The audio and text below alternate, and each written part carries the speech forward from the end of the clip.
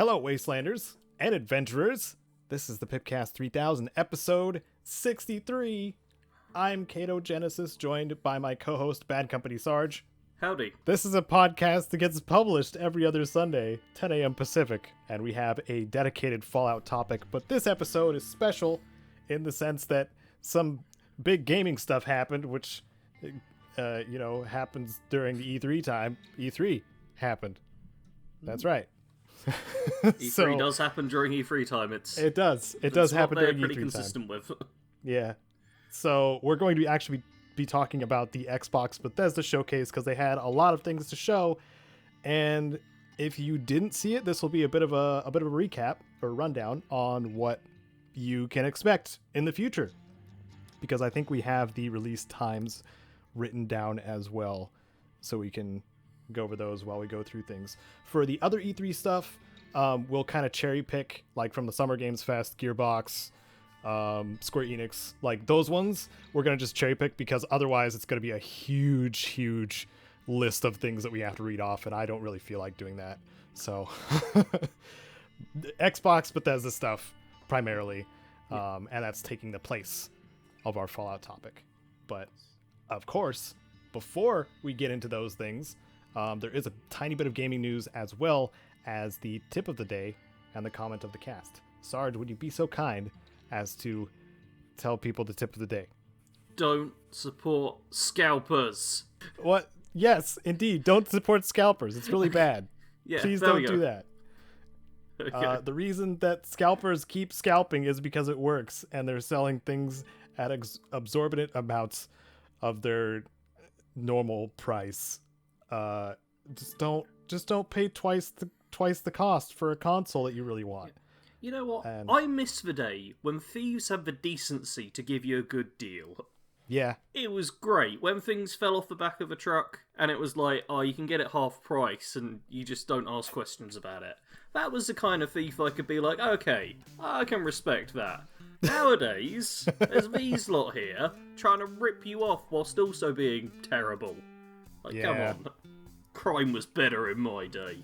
Yep. And if you're scalping, I don't know, grow a conscience. I don't know why scalpers would be listening to this podcast anyway. They've already got all the consoles they want or need. Probably. But anyway, figured that was important to mention because E3 happened and a lot of, new exclusives are coming out, and the console push, regardless of availability, is gonna be happening, is happening.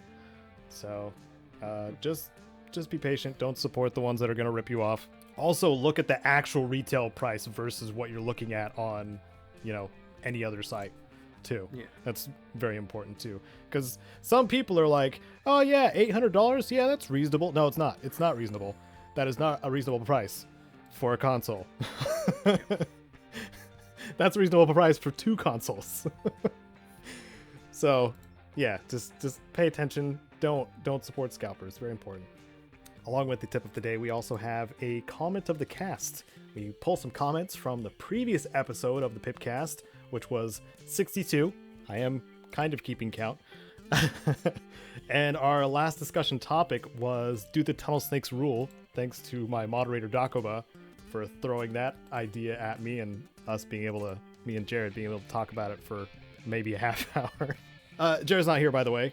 He was not feeling good, so hopefully he feels better at some point and is able to join us for the next PIPCAST.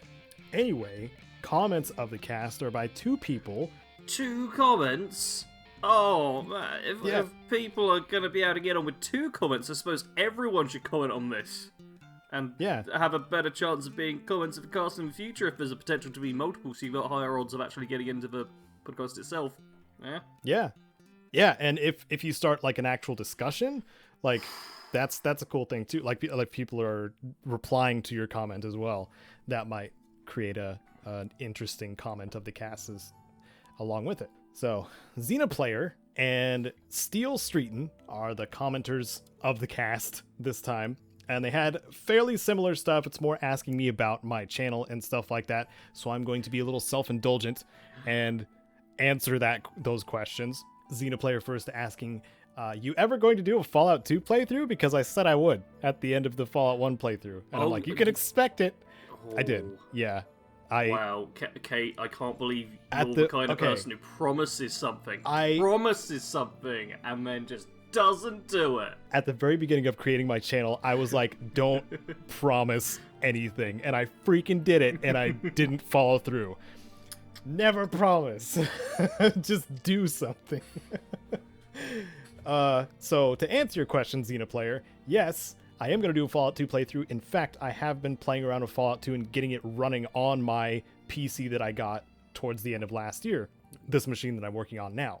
So, like, running games and recording them and ensuring they're not going to crash and trying to fix the weird frame rate thing that I was having with Fallout 1, all that stuff needs to be ironed out before I actually get started with it. And Fallout 2 is a very special game to me. That was my introduction to the Fallout series, so I want to make sure it's not perfect, but it's as good as it's gonna get, in my sense of quality for making a Let's Play of it. So yes, there will be a Fallout 2 playthrough, probably sooner rather than later. But then again, I shouldn't be promising anything. And Steel Streetin', you want to take this one, Sarge? Sure thing. Because it's a long one. Hey, Caedo. Can you do more of those top 10 lists, but for Fallout 3? And maybe do a list of the best throwing weapons in New Vegas, and for sure update your lists. Some of your older ones has Ballistic Fist, but earlier has Two-Step Goodbye. And your later lists, you only have the most powerful of a particular item on the list, instead of it appearing many times. Yes. Yes. So, Caedo, could you just please redo all your old videos and make more of them? And list channel time! Yeah, I'll just get started on that right now. Like while we're recording, yes. I will start up Fallout New Vegas and just start recording all of those things all over again. I may have I can look at it right now. I'm not going to give you hope, by the way, Steel Streetin'. Because redoing videos, it takes a very special video for me to redo it. Like the Stones of Baron Zaya one, it was fine the way it was. However, I was making zero money on it because I was using copyrighted music. So that's why I remastered that one.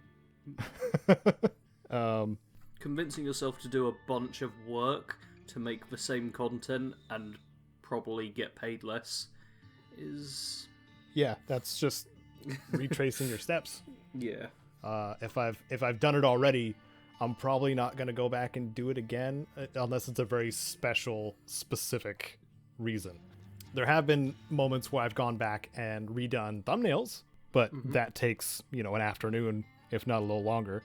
And it doesn't require me to go back and re-record a whole bunch of stuff, both audio and visual, to recreate that. It's a nice idea. Also, I have no idea what you're referring to when it comes to Ballistic Fist and Two-Step Goodbye, because I only did one fist weapons countdown. You might be referring to the guide. There's an actual guide out there that I did cover melee and unarmed weapons for New Vegas, as well as the countdown, which is just a easy to watch and algorithmically pleasing video. Dang lists. I know. I've not been making videos recently. I've been streaming instead. Yeah. And I'm seeing a couple of my lists get more comments and views and stuff. Like the second most viewed thing now is top 10 spells in Skyrim Special Edition. And I'm just like, every time I see that. Welcome to the List Channel Club. We should make a multi-channel network called the List Channel. It would do so well. I hate it. The List Channel. It's disgusting. Sarge is right. It's disgusting. I would prefer just to make guides if I could just, do that. And if I could do guides on like anything I decided to play. Like, for example, I don't think I'm gonna mention it. I am going to mention it later. But Legend of Mana is coming out for PC and Switch later this month. Yeah, in like a week. And not my demographic, but I love that game, and I would absolutely make guides on it if it were something that my viewer base enjoyed or knew about or cared about. But that's another like starting at nothing type situation. It has nothing to do with post-apocalypse. It's not a classic RPG. It's an action JRPG with very colorful palettes. It's worst crime of all. It's not even New Vegas. However, if I decide to go back to New Vegas for any reason whatsoever, I could make millions of dollars. I could make millions of dollars on New Yep. Vegas. I could retire if I just made New Vegas videos the whole time. Yep. But I want to hate a game No one that can I've hate loved New for so Vegas. long? It's impossible. I know. It's one of the things that people don't think about too much because they're just playing the games. They're not like memorizing all of this information, not intentionally, mind you. Like, I memorized so much about New Vegas that very little surprises me about that game anymore. Except for all the people who informed you about the Ranger Sequoia being unique. Oh, which of course, was a yes, total the Ranger shock Sequoia, and a yes. huge oversight on your part. The only single unique ever in New Vegas is the Ranger Sequoia. Everybody knows this. Yep. Except for me, until recently when you were streaming it, and I was like, "Wait, I've never seen that before." And you were like, "Oh yeah, it's the Ranger Sequoia. It's the only unique in New Vegas, obviously." You get it off of generic Ranger dude and other generic Ranger dude and the third Yes. generic Ranger dude. Yeah, and then Chief Hanlon. Yeah. That makes it one of a kind because there was one on each dude, but there was 3 dudes, but it was still one of a kind because only they had it. No, it's because you repair it with itself, so you end up with just one. If you destroy and all the that's- other weapons with the same name, but it's unique. Yep. Just so you know, everyone who's listening, that is the definition of unique. It's something you find multiple times that is one of a kind, but only in specific scenarios on specific people that you repair with itself. Mm-hmm. That's a unique.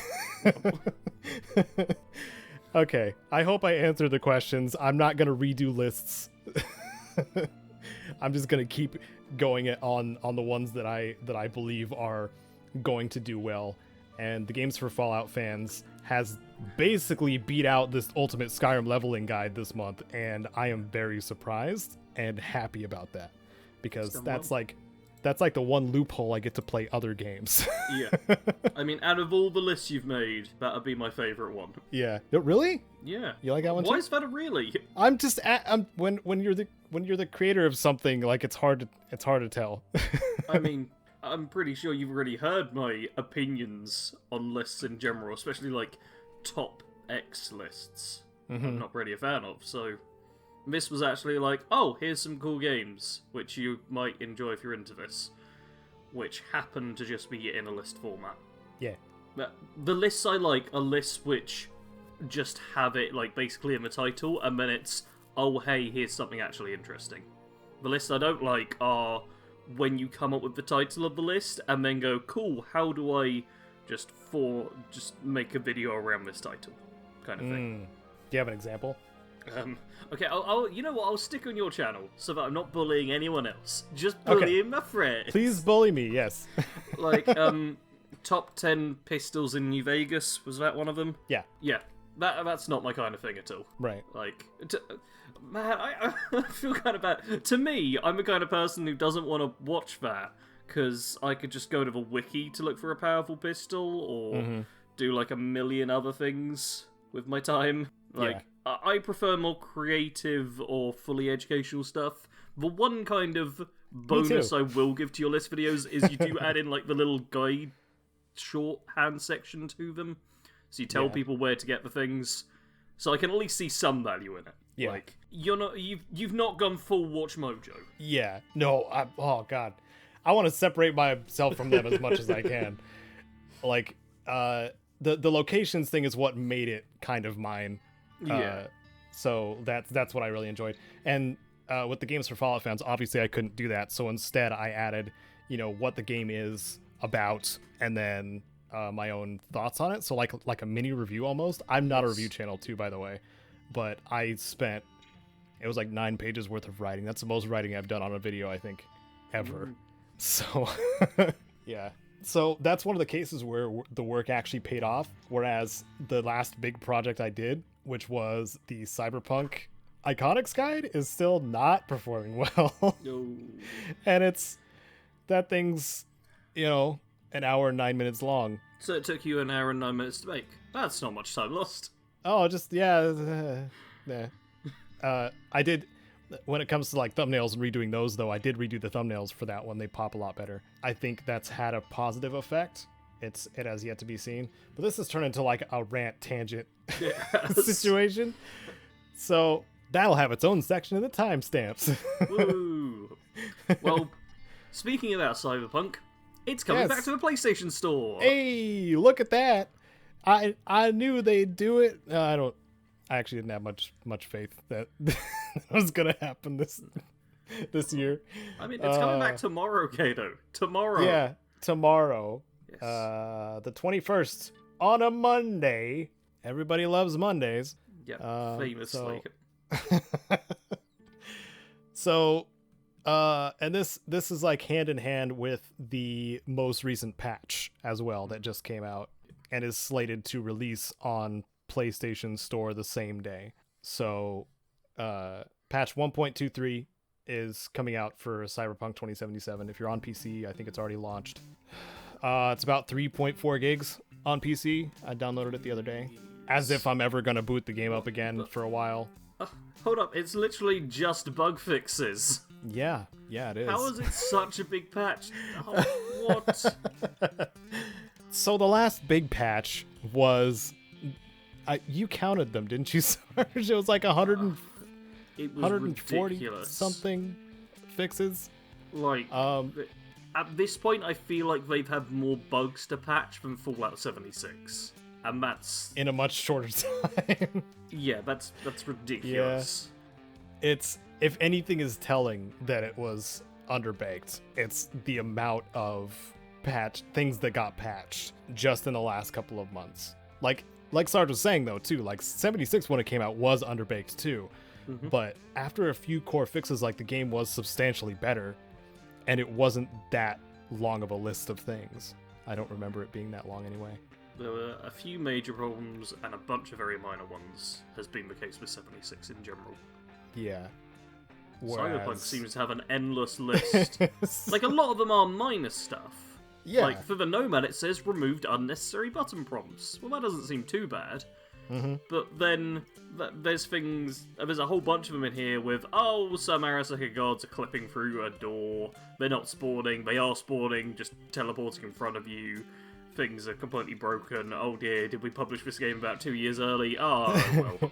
It's basically how this reads. So, I would say, unless there's like a specific thing you're looking for being fixed on Cyberpunk, look through the patch notes, but it's more just like getting the game up to par to where it should be. So, and hey, if you're on Sony, or if you're on a Sony platform and you haven't played it since, launch when it was terrible for the PS4, maybe it's probably in a playable state now. So I'd still wait if you're on PlayStation. It could be in a playable state now. At the very least, wait for it to be on a sale. No, I mean people that already own it. Oh yeah. Because they could still own it, but it just wasn't on the store. That's weird. Yeah, but I'm probably going to jump back in and play Cyberpunk next year, maybe the year after. I figure at that point, there'll be a bit of extra content. I won't get a game-breaking bug where I park my car and there's a wall next to me and I have to reload the last save, wherever that happened to be. So I had that. Oh yeah, I think we all had that at some point. It's like, hey, we've decided to disable jumping just for no reason. God, I hate that. Oh, that was so bad.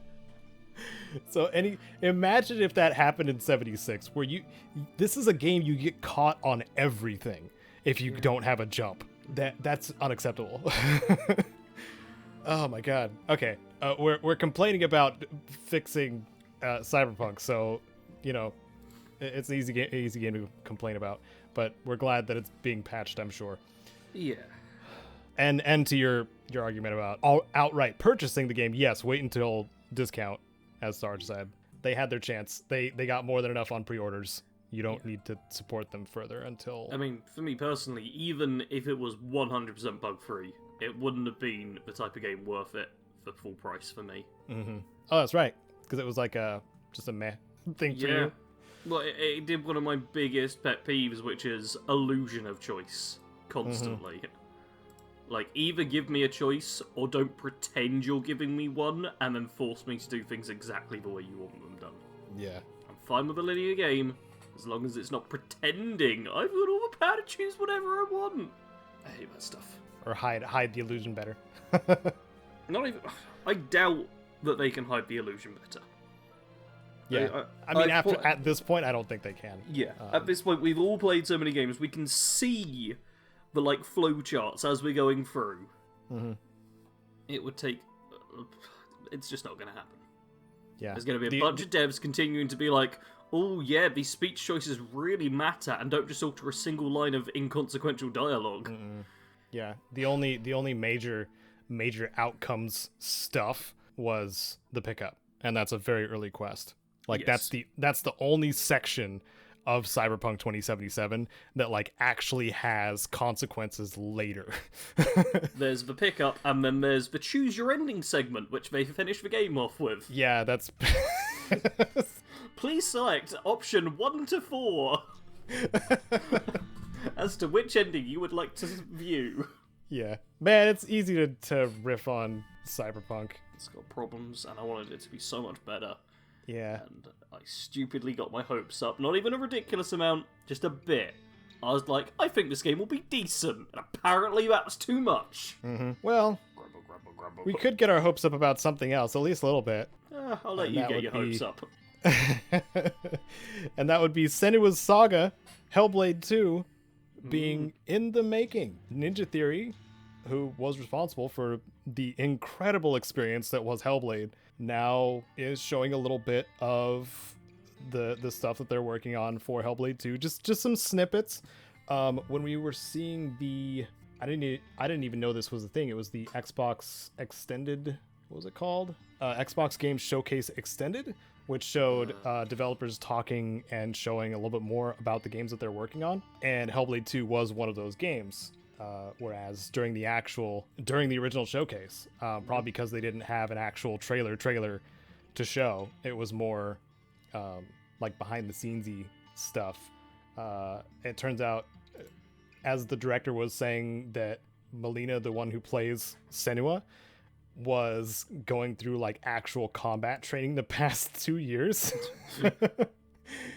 I don't know how accurate that is, but that's freaking awesome. I mean, actual combat training could just be like, took up like martial arts as a hobby. No, it's like for the game. This is training for the game. They went to Iceland and got like actual photographs and stuff like that. Like, he said at the very beginning, like, we're actually making it harder on ourselves to deliver on what our vision is, kind of thing. I'm kind of paraphrasing, but that's the gist of what they're going for. And I am excited for what Hellblade 2 is going to be, because it seems like it's going to be much grander in scope. And I'm here for it. I'm just hoping to see more about it within the next year. And not to have it released too soon. I don't think the director would even let, if it was Xbox's call, I don't think the director would be like, no. He'd be like, no, we're not releasing our game yet. He's that kind of dude. He's an artiste whenever we're ready, kind of thing. Yeah, stoked for that. Something else that I know Sarge is stoked for. Isn't that right, Sarge? Cool, more excited than eating a badger pie, governor. Something like that, I don't know. Yep. So what is it? What are we referring to, Sarge? Oh, I was expecting you to say that. No, you take it. Fallout London got its official reveal trailer. Yeah. This is a big mod for Fallout 4, which is described as Fallout London is a DLC-sized mod for Bethesda's Fallout 4. As a continuation of the base game, the mod will allow the player to visit the previously unexplored post-apocalyptic environment of London. And I'm doing that stupid voice because that's how everyone's going to sound in this game, judging from how the trailer went. With mythical Cockney person who sounds nothing like an actual Cockney person. Which, He sounded a bit like, what's his name in the Thieves Guild? Jade just hates him. I can't imagine how anyone sounds. Delvin Mallory? Oh, Delvin Mallory. Oh, yeah. Yeah. He's got that over the top accent too. For the Americans listening, imagine if every time someone from a different country did an American accent, it was yeehaw, bang, bang, bang, bang, bang, bang, bang, and that was it. Hamburgers. Yeah. That's the equivalent we've got here. Like, yeah. You're listening to me right now. I'm an English person. This is how a lot of English people sound. There's different voices as well, but if you listen to them, even actual Cockneys and stuff do not sound like what is shown off in the trailer 99.9% of the time. Yeah. About half the people I used to work with were from London, and not sounding like this at all. There's a lot of like English idioms thrown in too, or like phrases that I feel like they were from different eras. Yeah, like it feels like they're basing this, like obviously Fallout, the world for America kind of stopped in the like 60s or whatever, and then kind of went on. So I'm guessing they're trying to do something similar here.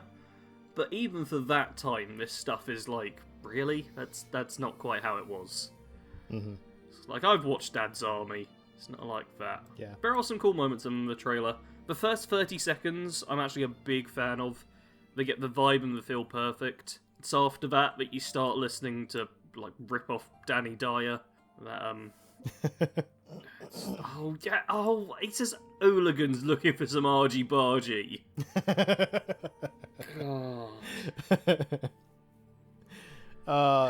If you are watching the trailer too, by the way, which I do recommend, there's like a lot of panning shots of like combat and different vistas, and like you see Big Ben and stuff like that. Characters and vistas. There was a tiny bit of combat.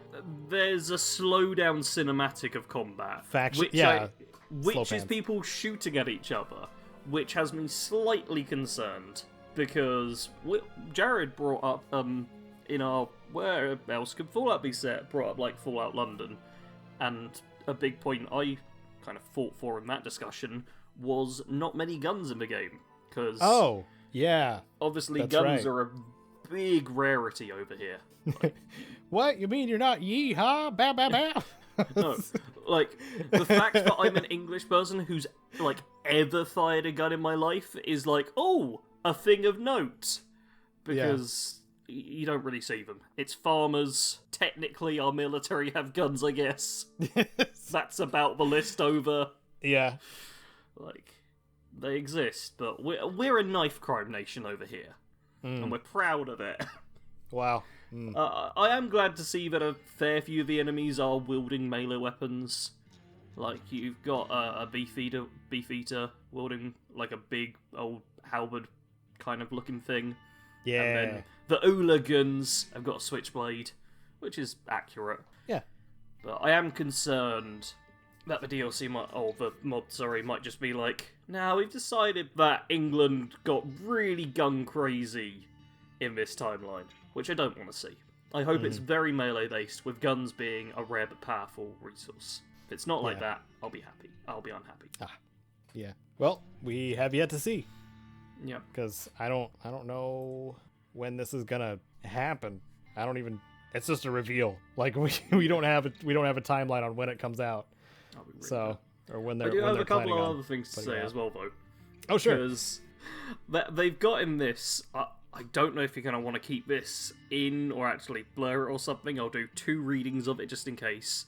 But they use the W word in this trailer. They say wanker, which is a very classic and strong British insult. But I am curious, like, how much of the British vernacular and commonly used words will actually get in there, because over in America, the C word is a big no-no. Yeah, over here, it gets used. It gets used, and it's not even an insult. I've been called it as a compliment. It's that common of, like, a strong swear over here that... Yeah, I kind of hope to see that. That'll make it feel more authentic, genuinely. Yeah. But the accent itself is just making me... Like, the accent and the word choices so far are making me very on edge. I've got a lot of critiques and complaints, potentially, about this. But you know what? Because of all that, I'm actually somewhat tempted to give this mod a try. Oh. Yeah, and that's a big deal, because I do not play with mods. You could stream it. That would be the plan. It's just because, like, it could be really good, could be really bad, could be a bit of a mix. But if it's either really good or really bad, then that would be a very entertaining stream. Yeah. Especially if I, like, practice my fake Londoner voice. So long as it's just not meh. Yeah. Because meh is lame. Like, you have to carry all of the entertainment weight if you're streaming something that's meh. Something is interesting. It's on my radar. I'm sure people will end up asking me about it, and I'll have to learn how to mod again in order to do this. Oh, which I'm not looking forward to. Yeah, well, I think a lot of the overhaul mods, we have talked about this topic for way too long. Most of the overhaul mods like have a like installer type thing where you like just install and forget. At least I think that's how a lot of them work.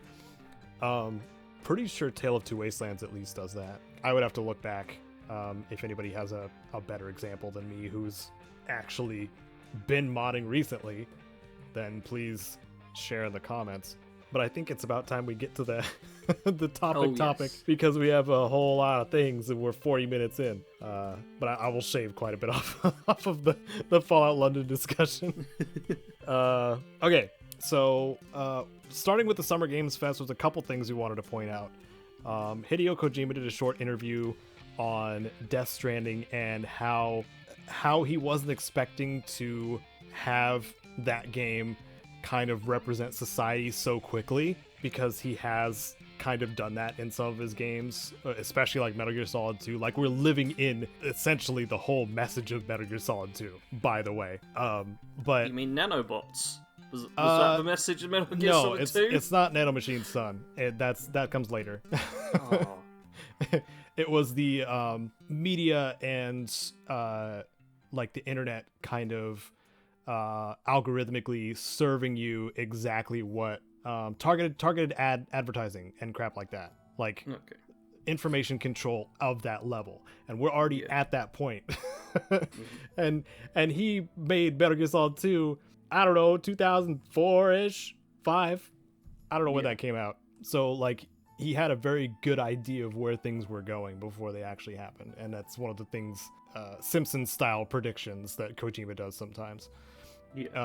Anyway, he was talking about Death Stranding and how it was a little too soon for the message he was trying to get across, because we had the pandemic like immediately after this came out, which and Death Stranding is about, you know, being someone in isolation that kind of warms up to connecting to other people and stuff like that, or that need for connection being the general theme of Death Stranding. And lo and behold, a lot of us really want connection after 2020.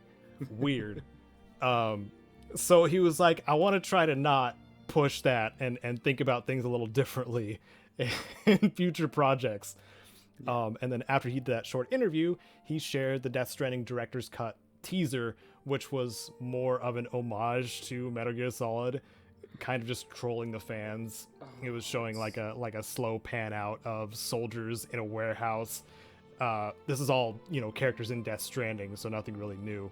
But they were patrolling a warehouse, and then Sam Porter Bridges comes around the corner, looks around there, and then he grabs a box off of a shelf and dumps out oranges, and then puts the empty box on the ground, jumps in it, stays in there for a few seconds, jumps back out, and then puts it back on the shelf.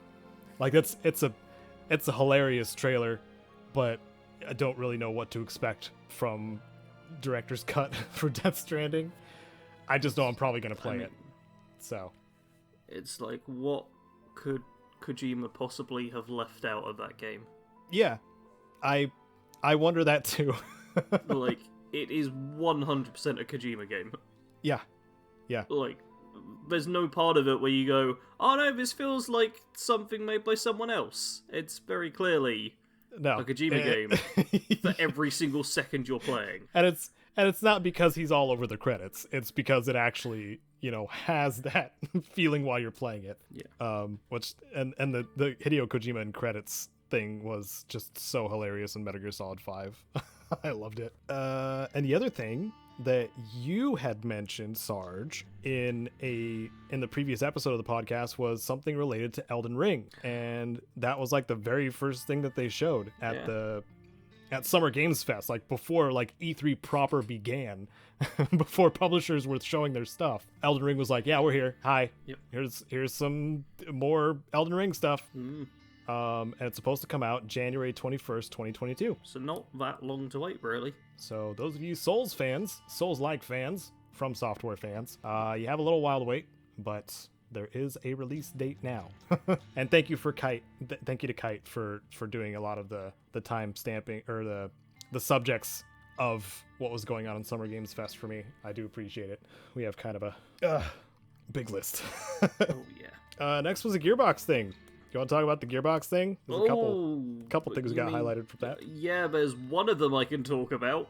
The other one, the Borderlands movie set, kind of missed that. Or forgot it. One of the two. What was that all about? It was basically Randy Pitchford, the CEO of Gearbox, kind of just wandering around the Borderlands movie set and talking to crew. And like the very last part of it was him knocking on Chris Hart's trailer, and them talking. Or do you mean Kevin Hart? Kevin Hart. Oh my God. Okay. Kevin Hart. Yep. And doing some sort of short interview thing. I skipped most of it too because I'm not interested in what actors have to say. In a project like this, I want to see the result before I start being interested in the actors. Only then. Yeah, I do think the only way, like, listening to one of the actors talk about this is if it's like a Henry Cavill style thing where they're clearly like really into the IP. Oh yeah, like he's an exception, but even still, like I only really started to care about Henry Cavill after I saw The Witcher. Yeah. So, and then finding out like he's a huge nerd, which is amazing. And he's just, Heart Bay. Yep. And just a beautiful man. Yep. Who likes video games. Oh yes. And plays well on TV. I've watched several like compilations which are basically just fan cams which let him speak. There's real nice interviews and stuff with him. And seeing his co-stars when he gets excited and talking about stuff just all kind of recline a bit. It's always amusing. Yeah. But yeah. As for the Borderlands movie, that's all we need to say. Yeah. Something that does seem somewhat interesting, though, Tiny Tina's Wonderlands. Yes. Which is not Borderlands, but it's Borderlands. Yes. It is a Borderlands spin-off. I guess, like, what else would be considered a Borderlands spin-off? Would the pre-sequel be or is that considered part of... No, Tales of the Borderlands. That's a spin-off. Yeah, Tales of the Borderlands. I think that's way more close. That's closer. To this.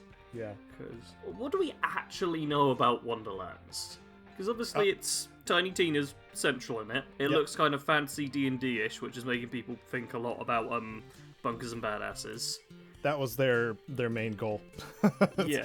They're making a standalone Tiny Tina based Borderlands thing that is basically turning the Assault on Dragon Keep into a full experience, or well, brand new one, obviously. But since so many fans liked it and really enjoyed it, they were just like, well, time to make a standalone of that. And I feel like that's probably the gist. Correct me if I'm wrong in the comments. That could be the case. I'm sure people will. I'm gonna wait until we see like gameplay to know what it's really like, because I don't think we even know if it's gonna play the same as Borderlands does. Like, I it could be imagine turn-based. it would, but yeah, could be turn-based. That'd Could be an isometric RPG. Oh, Yeah. I don't know, man. How amazing that would be. Kind of hard to. Ooh, hold up. Apparently, it's got a Steam page. Oh. It is coming soon. Roll your own multi-class hero, then shoot, loot, slash, and cast on a quest to stop the Dragon Lord. Okay. And there's a couple of stills, one of an environment, one of an enemy. I think they did mention looter shooter, so it's probably still gonna be probably still gonna be in that genre. Okay, they have basically no information other than what I read out. Okay, action RPG, 3D, looter shooter, fantasy shooter, first person, class-based combat, PvE, story-rich, co-op. Yeah, it's probably gonna play the same as Borderlands already does. So, Do you think the Friendship Boys should get back together and play Tiny Tina's Wonderlands when it comes out? We might have to.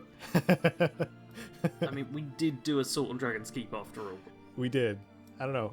If it's good, man, I'm down. Yeah, I'm adding it to my wish list. I'll be keeping an eye on it. I do happen to love fantasy as well, so... Yeah. And I really enjoy Borderlands, I enjoy FPS games, I enjoy RPGs. This should, on paper, be the perfect game for me. Should. Yeah. But it's like, yeah, let's see what actually comes out about it. Yeah. You know what else? I was gonna mention it, but you had the perfect segue. You know what else would have been a perfect game on paper was Godfall. Oh, your favorite game of last year, this year, yeah, whenever it came out. Godfall was like one of my biggest disappointments, and then it just kind of just was dust in the wind. It just gone. Turns out that Godfall is getting DLC and a PS4 release. Like it wasn't on, I guess it wasn't on PS4 yet, and now is going to be on August 10th. Maybe they're just trying to get more money for what they paid for it, because it was a launch title, I think, for the PS5.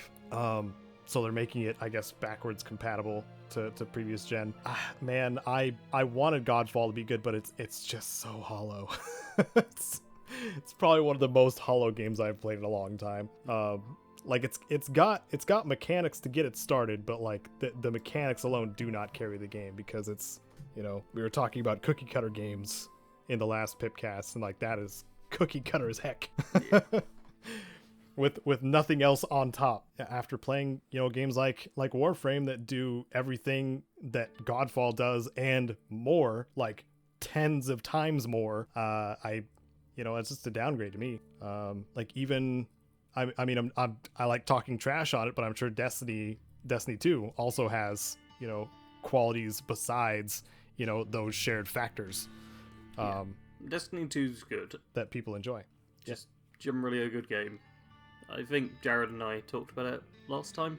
Yeah. Yeah. I gave it its praise. It does what it does well, which is important. Yeah. And imagine this day and age releasing a game that doesn't have a map that you can look at when you're... So all you get to do, like, in your mission is follow the waypoint marker that keeps changing position based on your location. Like, that is the most infuriating system in a game, because... by that point you're just chasing a marker. Like, that is the worst example of a marker chase. Like, at least in Skyrim you can turn them off, obviously, but you know where you're supposed to go at all times. not this I'm following this specific path just to get there. Zero exploration involved.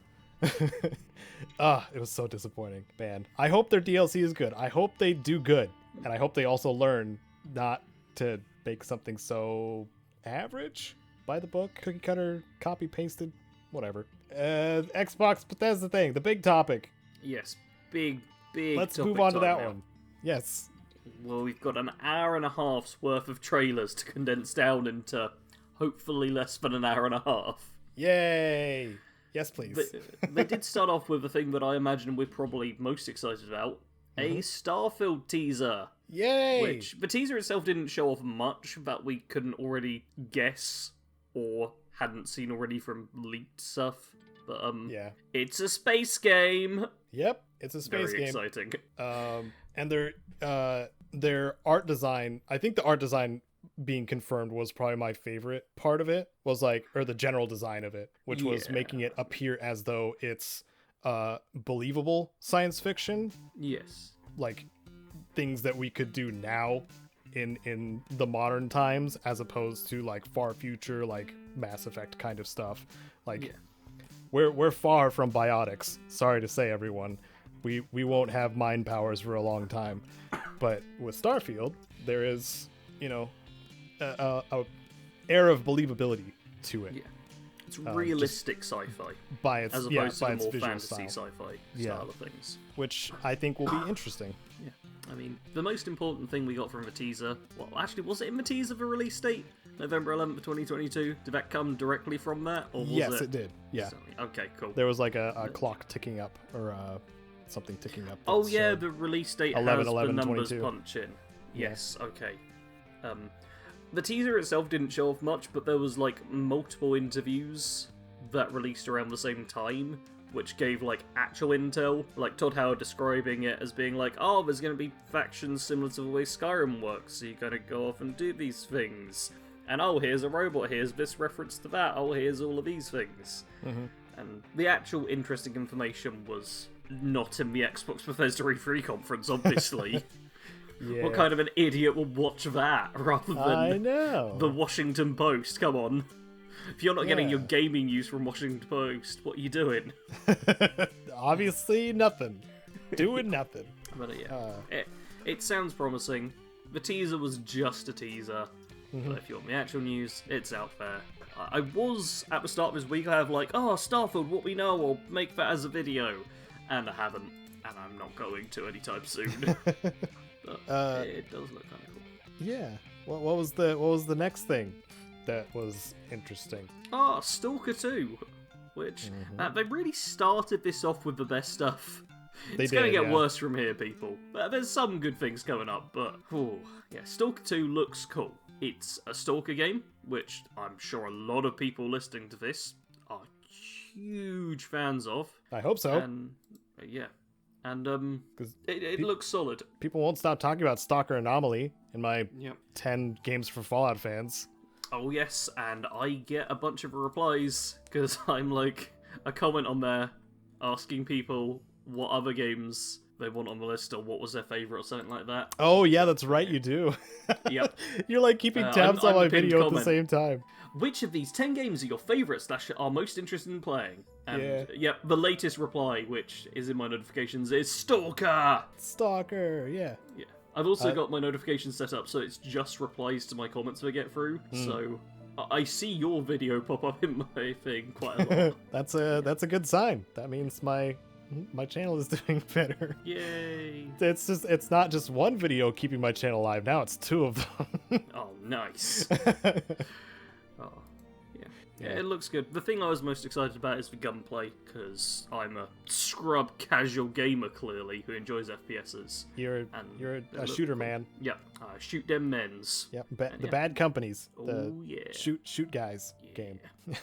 I was interested in seeing like they showed a little bit of the like anomaly stuff that you'll be dealing with and finding artifacts and stuff like that. I like that aspect of Stalker a lot because of the atmosphere, and having to deal with that kind of stuff at night too is just really fun.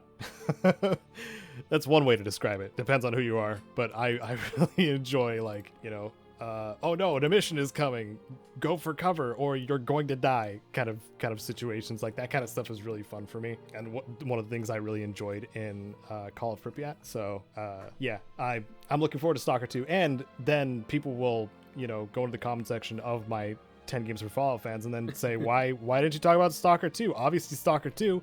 Why did you say Stalker 2? It's got a tutorial and everything. Stalker 2, guys. I love it when people comment on a video like months or years after it's out, but you didn't like include a very recent thing. Yeah. That's my favorite type of comment to receive. Especially when they insult you with it as well. Oh yeah, like using That's it as the best. ammunition, as if they have any. It's really pretty hilarious, actually. I've had a couple of them recently, so I'm a bit extra bitter. Well, on top of Stalker 2 being one of the you know, big first person things that people are looking forward to, Back for Blood is another one. Yes. And I'm stoked for it because I mean we've already played me, you, Eddie, and Jared. Did we all? Jared wasn't with us. Jared wasn't with us. Okay. Well, Jared needs to be next time. Yes. We were playing Left 4 Dead 2 together because you can get it for pennies on Steam most of the time. It's like a guaranteed get on Steam, like if you have a Steam account, pretty much. But Back for Blood is designed by the same people who did Left 4 Dead, which you know is kind of it's just Left 4 Dead, it's made this year. Left 4 Dead but better. Yeah. And at least I hope it is. I mean, we've seen enough of it to be like, okay, this is basically just Left 4 Dead. Yeah. If they somehow manage to make this not feel incredibly similar to Left 4 Dead, I will be shocked and amazed. I did like seeing the different zombie mutations. Like there are different classes of zombies, but there are also different mutations that each one can have, which is probably going to make it a lot more difficult for humans to call out what kind of zombie it is. I mean, because like each of the like big tanky dudes can with the giant grabby arm, like it's like one can do the grabby thing and one can do like a flaily thing, but they're different mutations. Yeah. And they have different classifications because of those mutations. I don't know, it's gonna be interesting. I like it. Yeah. I'm all for making games more complicated. It's my kind of thing. And they're what is it, a best of 5 when it's the PvP stuff, humans versus zombies. You're working against the clock. So, like, if the humans the longest the humans manage to survive, obviously, and then the next round, you switch sides, and the humans are trying to beat that time. That's kind of cool. And whoever beats out the other one, I don't remember how it works exactly, but it seemed like a cool PvP system. I don't remember how they did it in Left 4 Dead 2, but it wasn't like that. I think it was single rounds. Just run around, kill things. Yeah. Which is basically the entirety of Left 4 Dead 2. So I'm down for that. Give me some more. It seemed like there was just a bit of a flood of these kinds of games too. We call them Left 4 Dead likes. There was a lot of them shown during E3, and I'm sure we're gonna talk about a few more of those. Contraband, a game, was announced. I was under the impression, like when I first saw it, I thought it was going to be another Just Cause game because I get what you mean. I was kind of getting that vibe, and then it was like, oh, it's called Contraband. Okay. Really cool stylistic trailer. Yeah. Only a really cool stylistic trailer shown. Just a couple of things. So, yeah. It was a freeze frame that was just the camera panning around kind of thing. Yeah. Interesting. Love how that trailer looks. Zero idea of what the game's going to be like. Yep. No idea. Yeah, but good work on the trailer people. A game we already know what it's like is Sea of Thieves. Yes. Which is getting the Pirate's Life update in a couple of days, June 22nd. Oh, that's right. No, it's not out yet. It's Not almost yet. out, but not out yet. Ooh. Which is the Pirates of the Caribbean, or Caribbean, whichever way you like to say it, update. Yes. So you can... Or I don't know. Caribbean. Caribbean. Yes. Caribbean. You can hang out with Caribbean Jack Sparrow Icar. in Sea of Thieves. Yep. Yay. I mean, I feel like this is quite late to be cashing in on the Pirates of Caribbean, or Caribbean, sorry, franchise. But yeah, Sea of Thieves wasn't out back when that franchise was really good. So. At least it fits. Yeah. I like crossovers that fit better than crossovers that are just like, why did they do that? It shouldn't be too jarring. Yeah. And I hope people enjoy it. Yeah, something that people should enjoy if they have Game Pass, right, is Yeah. Yakuza. The entire saga is on Game Pass now. Yes, it is. And I found this announcement very underwhelming because I checked Game Pass like a day or two before the actual conference and was like, oh, the Yakuza stuff's on here. Cool. Oh, they They announced put it late? up like a couple of days early. Oh. They just didn't announce it until this. Okay. So this popped up and I was like, yeah, I already know about this. I guess that makes sense. Like I didn't know though. Like I am tempted to play Yakuza Like a Dragon just because it plays like a JRPG. Same. That's probably the one I would start with. But I'm still like apprehensive because they are so freaking bonkers. I don't know if my, I don't know, calm personality brain will like it. I've been watching some mental movies and shows and stuff recently, so I'm slowly getting into the right headspace for it. Yeah, but then again, I played Metal Gear Rising: Revengeance, and that one's outrageous. Yeah, you play too, Kojima so. games. In comparison, nothing should be weird. What? Okay, like spazzy action kind of stuff. Like that's, I think Metal Gear Rising comes closest because it is Kojima working in tandem with Platinum Games. So you know, it's like people at the top of their game, pun intended. Anyway. If you want something a bit more grounded, Battlefield 2042. Oh, I thought you were going to say Grounded. Wait, Grounded's here later. Well, I'll do the same transition like 10 minutes from now. Alright, cool, good. That's something to look forward to, everyone. Keep listening out for that. Yeah. There's a new Battlefield game coming out. We got to see some pre-alpha footage. Ooh, good stuff. For a game that's coming out in late October 22nd this year. So, yeah, maybe it will release as a beta. Maybe that's what they're doing. Yep. But yeah, it looks cool. It looks very much like Battlefield 4, as opposed to the recent ones, Battlefield 1 and 5, which were World War 1 and World War 2. This is... I have a feeling it might be set in the year 2042. Oh, you think so? I'm just guessing there, but I'm starting to suspect that might be the case, because it is near future, so could be that. Oh. I will say this does have me somewhat excited, especially seeing as Battlefield 4 is probably my favourite Battlefield. Like, I've only played a few of them, to be fair, and although I probably spent the most time in Battlefield 1, like, the modern shooting and just craziness of Battlefield 4 was much more my speed, so I am tempted by this, honestly. Mm-hmm. It's the kind of thing where I'm like, ooh, that would be kind of nice. But the mates of mine, who are Battlefield creators and big into it, play on Xbox, which would mean I could either play on PC and play the way I want to play with a mouse and keyboard, or I could play on Xbox with a controller and suck all the time and potentially play with my mates, which is probably going to be the biggest turn-off from this game for me, and might end up being the entire reason I don't get it. I guess we'll have to see when the game gets closer, huh? I just have to wait and then not buy the game. Another game I'm not going to be buying, 12 minutes! Well, it's a good thing you don't have to wait 12 minutes. Hey! 'Cause... No, we have to wait a bit over a month. Month and a half. It's releasing on August 19th, and it looks boring to me. Yeah. It's like a Groundhog Day type situation where you take the knowledge of the previous scenario and bring it into the next. It's got an interesting premise, and it's got 3 blockbuster actors voicing the characters. What more is there to say without ruining it? If you like something that's outside the norm, I'd say give this one a look. 12 minutes. I was mildly interested in it, but I think it was partially the actor voices kind of selling it for me. James McAvoy, Daisy Ridley, right? Daisy Ridley, and not Joker, freaking Goblin, Green Goblin, Willem Dafoe. Wait, was he in the series as well? Huh? Did he do the series voice as well as the movie? I don't know. Oh. Did you mean from, like, the original movie instead then? The original movies, yes. Oh, okay. I was like, oh, wow, Caedo knows, like, the voice cast of the original Spider-Man cartoon? That's impressive. No.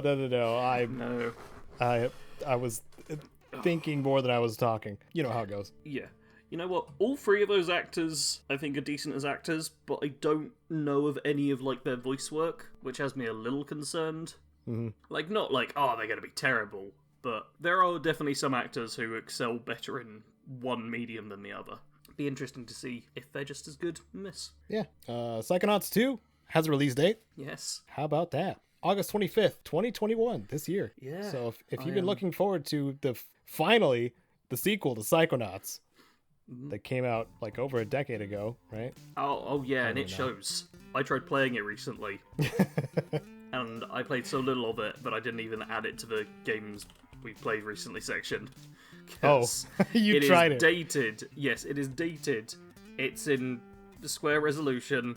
It's also not got a brightness setting, and one of the first levels you go to is basically pitch black. With it came out in dodgy 2005. Graphics. Yeah. Yeah, I uninstalled it not that long after playing A decade and a half. It's a decade and a half old. Sequel's coming out. That's Oblivion age, right? Yeah. Oh, Yeah. geez. 2005 is around Oblivion's age. Man, Yeah. Oblivion was, actually 2006. It's older than Oblivion. That's funny. So I got a correction on this. It says, for those of you Fallout fans who also happen to have Game Pass or were thinking about getting Game Pass, you probably should. I mean, we talk about it so many times that Game Pass is a really good deal, and Xbox is literally losing money to get people into this service because it's such a good service. This is the best it'll be. In like 5 years from now, we might be like, oh yeah, you should cancel your Game Pass. But for now, get in there. Game Pass, like the first month is $1, and then after that it's like I think they do 3 months. Oh, it's a 3 month yeah thing. Wow. Yeah, they're really pushing it. Anyway, every Fallout is now available on Game Pass. So obviously, if you have Game Pass on PC, that's where you'll get the PC versions and be able to play those. But Game Pass, can spread between your PC and your Xbox when you have it. If you have, I still need to like set up my accounts and stuff so I can do that. Because right now I've just got it on my Xbox, and my Xbox is a different account than like my PC kind of thing. Oh, which is a whole pain. But if I can get it set up, then I can play Game Pass games on release and stream them and stuff and get millions of views and be rich in a week. Yeah, 'Cause that's how it something. works. We should have mentioned this at the beginning. All the games that we're talking about at the Xbox Bethesda stuff, most, like 96% of them are going to be on Game Pass on launch. So if I think the number they gave was like 27 out of 30 of them. Yeah, so if you are considering Game Pass, yes, you should if you want to get games on release without having to pay $60 or $70, depending on whatever price stuff they decide to do. Yeah. Plus, every game I'm going to talk about in the What We Playing section is on Game Pass. Yeah, It's and one crazy. of them that I'll be talking, at least one of them that I'll be talking about, is also on Game Pass. So yeah, So many games. highly recommend. Xbox, pay us. Yep. We are shilling so hard for Game Pass. Hey, it's good now. Just once it gets bad, then providing we're not sponsored by Xbox, we'll trash it. Yeah, even if we did get sponsored, we would intentionally lose our sponsor to tell you not to get Game Pass if it was bad. I don't know, I do like money. I Bummer. think I'd probably just every time Game Pass was mentioned, take off my headset, walk out the room. Just leave. avoid talking about it completely. Do like what? Shout out to Alana Pierce, who's Play Watch Listen podcast. Like they were talking about both Cyberpunk 2077, which she was in, and God of War, the next God of War game, which she is writing for. She couldn't talk for like a straight half hour to 45 minutes. Oh, wow. Because she was part of both of those things contractually. Yay. That's so great. Back to the stuff that's happened Yes. at the Xbox Bethesda thing. Fallout 76 stuff. There was a couple of things they revealed. Steel Rain, which is coming to 76 on July 7th. That is the continuation of the Steel Dawn? Yes. Steel Dawn Might be story? still- Okay, Bethesda, sit down a second, we need to have a talk. Stop making Brotherhood DLCs with steel in the name. It's Broken Steel, Steel Rain, Steel Dawn, still making up these titles with steel in the name because for some reason we enjoy it. We're done. We could just do with less of them now, please. Yeah. It's very confusing. None of us know the names anymore. Or just call it Brotherhood Reign. That'd be a lot easier. Yep. Reign of Brothers something. I don't know. Just go for a different metal. Iron Rain. Copper Rain. Mix it up a bit. Yeah. Brotherhood of Copper does sound pretty cool. Yeah. Their power armor's just all rusted and they can't move. Yeah. As it should be. So what it implied in the trailer for Steel Rain is you actually do have to make a choice between the two leadership options of the Brotherhood in West Virginia. And up until this point, you've never had to do that for You like have. your... You have? I mean, settlers or raiders was a big thing. Well, no, okay, you have. Never mind. Yeah. I was just thinking on the reputation side of things. I'm wondering... I'm under the impression that I think you're going to get locked out of Yeah. a lot more for the Brotherhood stuff. The trailer kind of hints at the potential of killing the other person that you don't side with. And I'm looking forward to this. Yeah. There will be people out there who already know about it because the PTS basically has all this stuff in already, I believe. Right. Yeah, it does. So they basically announced something which already exists and has been played and spoiled for anyone who wants to have it spoiled for them. Mm-hmm. So, whose side were you going to take? Were you going to take Romani's? no, I was actually more leaning towards Night Shin. Really? But I want to go with... What's the name of the scribe? I want to say Scribe Halen, but that's Fallout 4 I'm thinking of, isn't it? No. Valdez? Maybe. One sec. I think it's Valdez. I'm going to double check it. I didn't know if she was a choice or not. Oh, Scribe Valdez. I feel like she might be. Like, she's really heavily in Still Dawn as, like, the middle option between the two. And there's the big fight going on between them. And I'm kind of hoping that she could end up being almost equivalent to the speech option of ending things.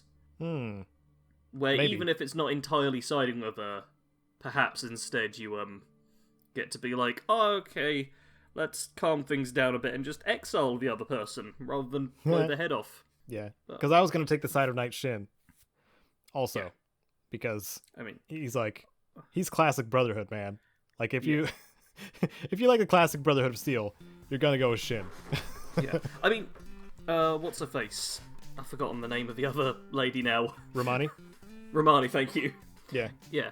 Paladin Romani's the modern Brotherhood kind of thing, but very much shown in the evil light of it. She's clearly a little bit insane and power-hungry, as well as thinking everything she's doing is for the greater good. Yeah, like kind of lost in her own supremacy kind of thing. Yeah. But I would like to imagine that that's kind of what happened with the Lions Brotherhood as well, because like it's very, very similar. Like I really want there to be a connection so much.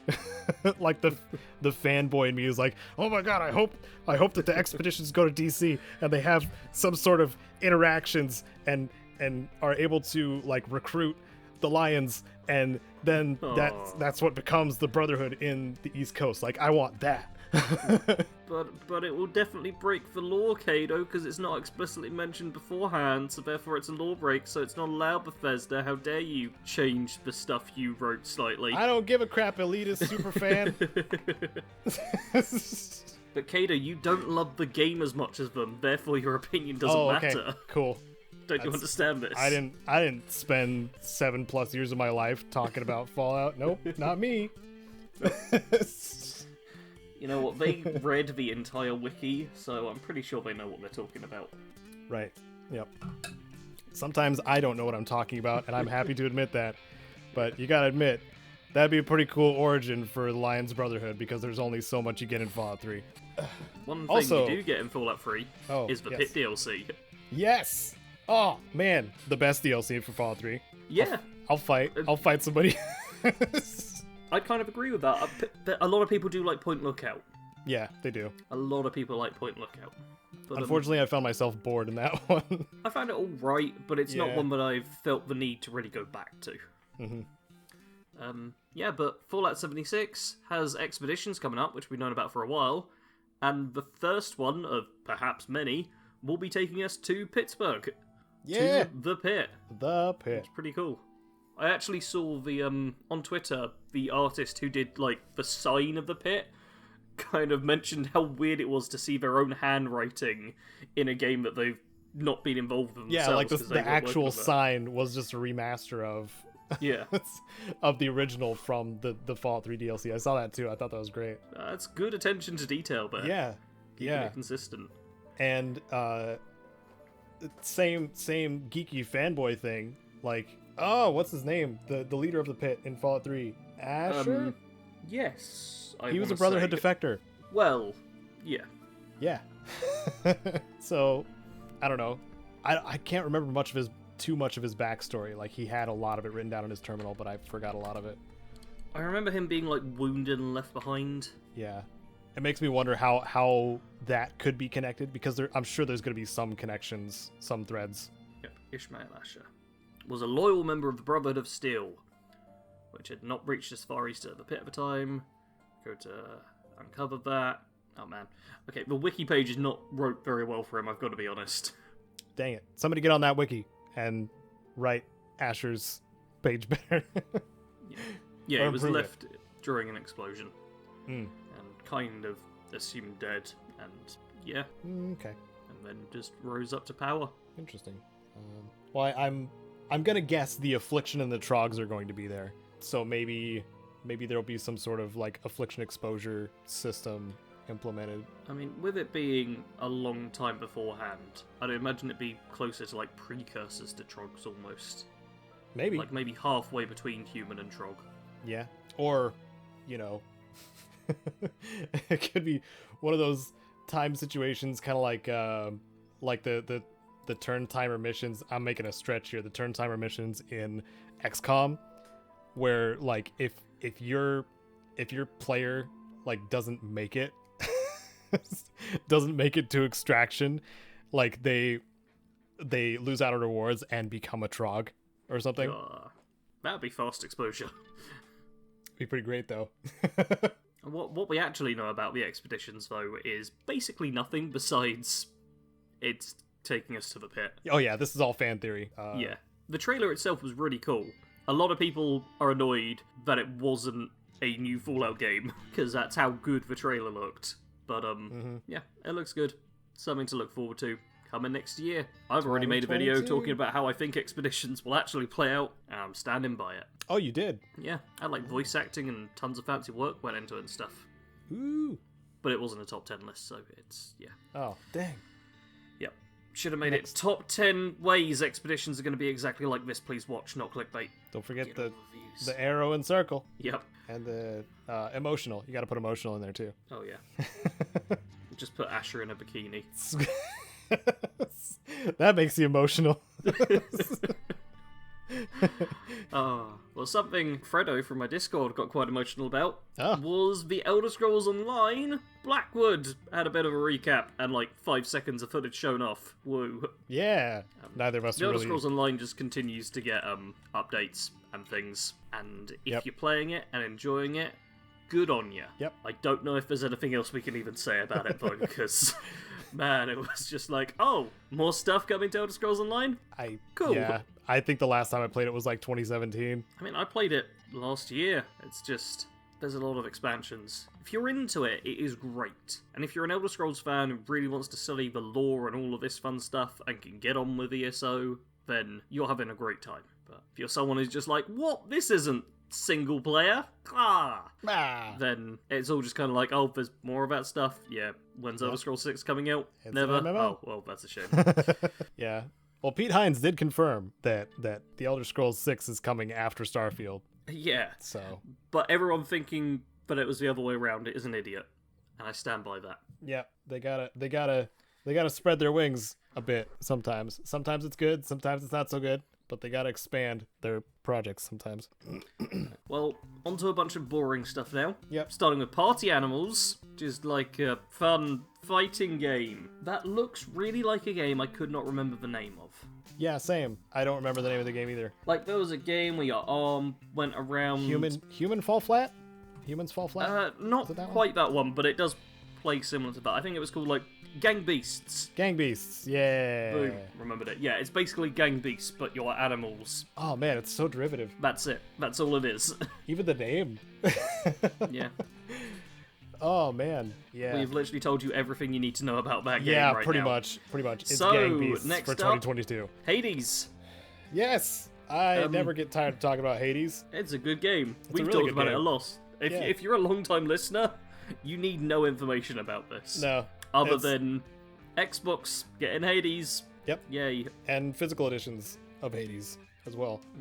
If you're a physical edition collector, I'm a lot closer to digital nowadays just because it's easier. I'm entirely digital nowadays. Yeah. Ever since I plugged in a disc to my Xbox and it was like, downloading entire game. I was like, cool, this is the point where I've got to transition over. Yeah. Somerville is another one that we saw. Yep, and we both totally remember what it was. Yep. And having over 30 games in an hour and a half wasn't a stupid idea, which would make most of them be completely forgettable. Yep. No, Nope. Xbox, that was genius there. So, I think this we've is covered by- that game well. This is by Jump Ship. This is actually a post-apocalyptic. So I should have been paying attention to this one. Post-apocalyptic alien invasion, I believe. Oh, yes. I think this might have been the game I forgot to even include in my roundup. I'm checking now the timestamps. Oops. Yep, I missed this out. This was like the one game I missed out. I'll be honest, the trailer sucked. It was so meh. boring Yeah. to watch, and yeah, I think it's the most forgettable of all the games on here. Mm-hmm. Which is a shame, because it could be good, but the trailer was just really slow. I mean, I'm guessing you've put this in order of when things was Order of shown appearance, on the yeah. trailer. Yeah, which means it also had come right after Hades, which is all action-adventure-y. Yeah. And right before Halo Infinite, which is all action Yeah. and shootery. It's just like the pacing in the middle just slows down to a crawl. Yeah, things speed up, stop entirely, and then speed up again. And it's the perfect time to just be like, oh, okay, I just am going to calm down, grab a drink or whatever. Yeah, that's the time to go grab a drink. That's like the intermission between trailers, which is a bummer because I do actually want to try Somerville when it comes out in 2022, whenever that is, because it's gonna be a Game Pass probably. So Yeah, you know what? Because it's on Game Pass, I might end up trying it out, but who knows?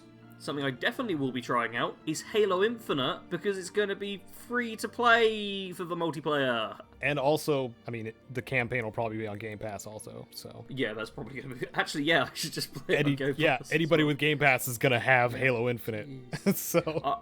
I need to actually, like, schedule in at some point setting up PC Game Pass with the Xbox. Add it to your little checklist. Yeah, I mean...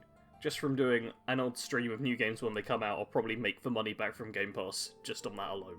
So it's not even like I'd probably end up paying more. It's yeah. I'm liking the idea of the Halo multiplayer being free to play. I saw Tony, friend of the podcast, mentioned that the Battle Pass as well will apparently be like you buy it and then it doesn't just expire after 6 weeks. You just work through it at your own pace. Oh. Which I love. Oh, that is nice. Yeah, one of the biggest problems I have with Battle Pass is FOMO. FOMO. Yeah, you basically have to buy it and then be like, cool, this is the only game I'm playing for the next month. Mm-hmm. And if you don't buy it right at the start as well, that kind of screws you over. Yep. Like, there's a lot of problems with Battle Passes, and Halo Infinite has just solved most of them. Just by going, yeah, it's not timed. You just buy it and then unlock things at your own pace. Yeah. Which I hope will be a trend that continues going forwards. Mm-hmm. I have a feeling like I wonder what it's going to be like if like the next one comes out and if they don't allow it to stack, then maybe it might be something where it's just like, oh, I guess I got to skip this one because I'm not done with my current one and I'm going at a different pace. Yeah. I wonder how that's going to work. Or like you're able to purchase the other ones, but you can only have one active at a time. Maybe. I don't know. Lots of different outcomes, but sounds good so far as battle passes go. Something that doesn't sound good to me but may to other people is Diablo 2 Resurrected, the remaster of Diablo 2. It's weird that it is the Xbox thing, so it's just kind of funny that they squeezed in a Blizzard game. it's just a little under the door, under the table. Yeah. Hey, it's your old pal Blizzard Activision. Hey guys. I hate Blizzard. Ever since the phones debacle, I mean, there's been plenty, but I think that one pretty much cemented it. I'm just like, man, I think you've lost your player base. It's gonna be real hard to get anything back at this point. Because even the Warcraft 3 remaster was a mess. Yeah, I'm pretty sure I played Diablo or Diablo 2, and is there really that much of a market for a remaster? Especially seeing as it doesn't look like it's that gameplay changed, just a bit prettier. It's just really, really shined up Diablo 2. But I'll guarantee you that the player base is there. But even though I would enjoy playing it, especially with people I know, if there wasn't a problem with Blizzard, like me and Kite would be playing it, but because we have trouble uttering the term Blizzard and not throwing up a little bit in our mouth, it's just not gonna happen for me. Not just because of the years of my life I lost to World of Warcraft, part of it was on me, but just the other crap that we had to deal with through the years when it came to Blizzard. But that's just my personal experiences. If you're excited, listeners, for Diablo 2 Resurrected, maybe try to don't try to convince me to get back into it. I literally will not. But tell me what you're excited for in the Blizzardscape, I guess, whatever you want to call it. It's like a hellscape, but cold, so it's a different level of hell. I'd prefer that. Another hellscape premised game is Plague Tale Requiem. That's going to be the sequel to A Plague Tale Innocence, award-winning game that I never played. Do you play it, Sarge? Nope, really not my kind of thing. Okay, so neither of us have played it. It looks like it's more a Plague Tale. If it's, received as well as the first one, might be a bigger franchise depending on how the second one goes. I'm pretty sure it's got really good reviews. It's 81% on Metacritic, 9 out of 10 on Steam. Yeah. 97% of Google users liked the game. The first review I scroll down to is fantastic game! 3 exclamation marks. I've only watched a gameplay of it on YouTube, but I absolutely loved it very much. I feel like it's one of those games where, because it seems very linear and story-based, that a lot of people will just watch Let's Plays of it. That you can experience it by watching a Let's Play as well. It's not a game you need to play yourself. It's a story to watch happen. Yeah, Hellblade's a bit similar in that sense too. Like if you don't if you don't think you can stomach Hellblade by playing it and being, utterly terrified in some situations, it is worth at least watching a game like Hellblade's also the first thing on People Also Search For with a playtale. Wait, what? So on the People Also Search For, after searching for a playtale innocence of the first game, it's Hellblade Senua's Sacrifice is the first thing that shows up. They are very akin. Yep. But yeah, it's cool they're getting a sequel. Good on them. Yeah. Little rats. Well, there's some uncool sequels happening too. Are you talking about Far Cry 6? I am. But there's like a dog in a Hawaiian shirt. Yeah. Or something. That adorable little crippled dog. Oh man. Just ignore all the bad stuff we've done and pay attention to the cute animals, please. Come on. Yeah. We already talked about this. Far Cry 6, October 7, 2021. If you're buying it, whatever. Ubisoft needs to be held accountable. Hashtag hold Ubisoft accountable. I'm sure plenty of people will buy it. Even without the drama. Don't buy Far Cry games at launch. Yeah. They're nothing revolutionary. Wait for them to be on sale at the very least. Yeah. Yeah, because they are, I don't know how much new stuff they're actually adding to the game besides a new plot, right? Yeah, there's always like a few variations of weapons. I feel like Far Cry New Dawn and Far Cry Primal are like two of the most radically changed ones. But yeah, they all have a lot of similarities. They're a safe bet, but they're not the most innovative. Innovative games breed some innovative sequels. Like Slime Rancher 2. Very innovatively named. That's... It's about what's in the box. Okay. No, I shall judge it purely by the box. I shall never open the box. That comes out in 2022. If you enjoyed Slime Rancher, it is an absolutely adorable game. If you like cute things, cute little slimes that you're harvesting and taking care of and watering and whatever. Yeah. It looks like the second game is going to be pretty much the same as the first. More of that, yes. From what we've seen so far. With more mechanics. And a game that seems to I'm going back and forth, man. Lacking mechanics that you wish it had is Shredders. One of the mechanics, I mean, you can take this one at face value too, Sarge, because the logo. Did you see the logo for Shredders?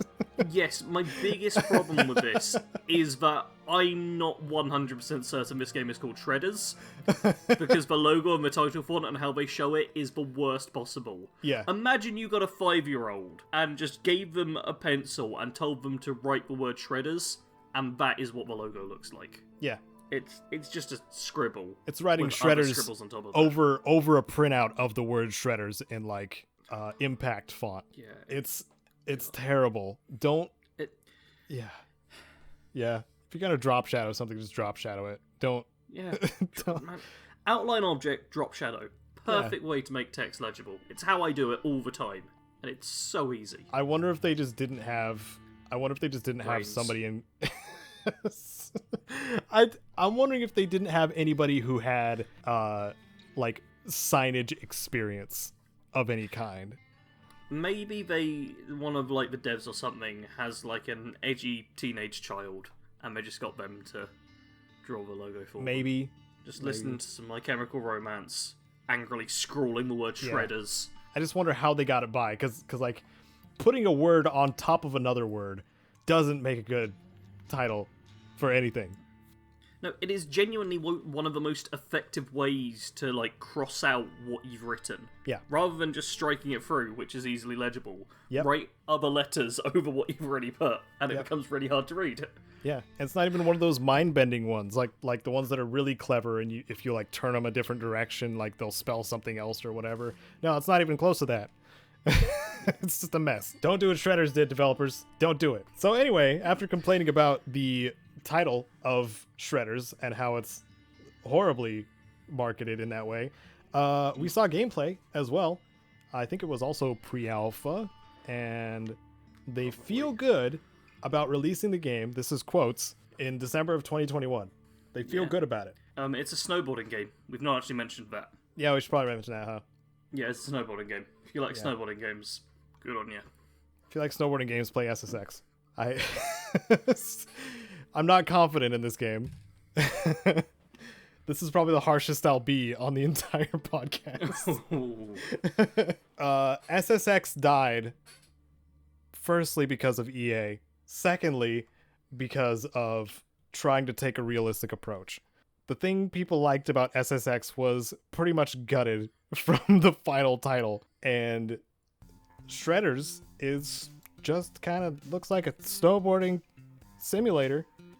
Maybe there's an audience for that, but those of us who have played SSX, we know what a good snowboarding game is. And it's been dead for a very long time. And it doesn't seem like anybody wants to bring it back. Wants to bring back the gnarly tricks, the freaking guillotine that Simon does. He literally saws himself in half with his board and then jumps back on it. That's the kind of nonsense you want from a snowboarding game. Not just, basic tricks that you can do. Over. Yeah. We're not in the radical 90s and early 2000s anymore. Things have to be dark and serious and gritty. Like Atomic Heart. Nice. I was kind of wondering where you were going with that. Which I assume is dark and serious and gritty. I'm not entirely sure if I can remember which one this is. Yes, cool, it is. Cool. You got it. Is it the twin stick shooter one? No, Atomic Heart is the first person, I want to say steampunky kind of feel. Kind of post-apocalypse-y kind of style thing. Yeah. Yeah. A lot of round shapes in its art design. Yes, there are round shapes. Yes. I have been saying constantly, when are the games with round shapes gonna start being made? Atomic Heart. And Atomic Boom. Heart is here to answer it. Yeah. No, I do remember this one now, because it's the one where I watched the trailer and was like, okay, and then I looked at the Steam page and was like, oh, okay, this looks like it could actually be kind of good. Yeah, it's got BioShock was one of the games that came to mind when I saw Atomic Heart. Kind of that vibe, but no release date. Nope. It's a long time to wait. Just reminding us that it exists, and yep. I want to see more. I want to try it. I feel like this kind of...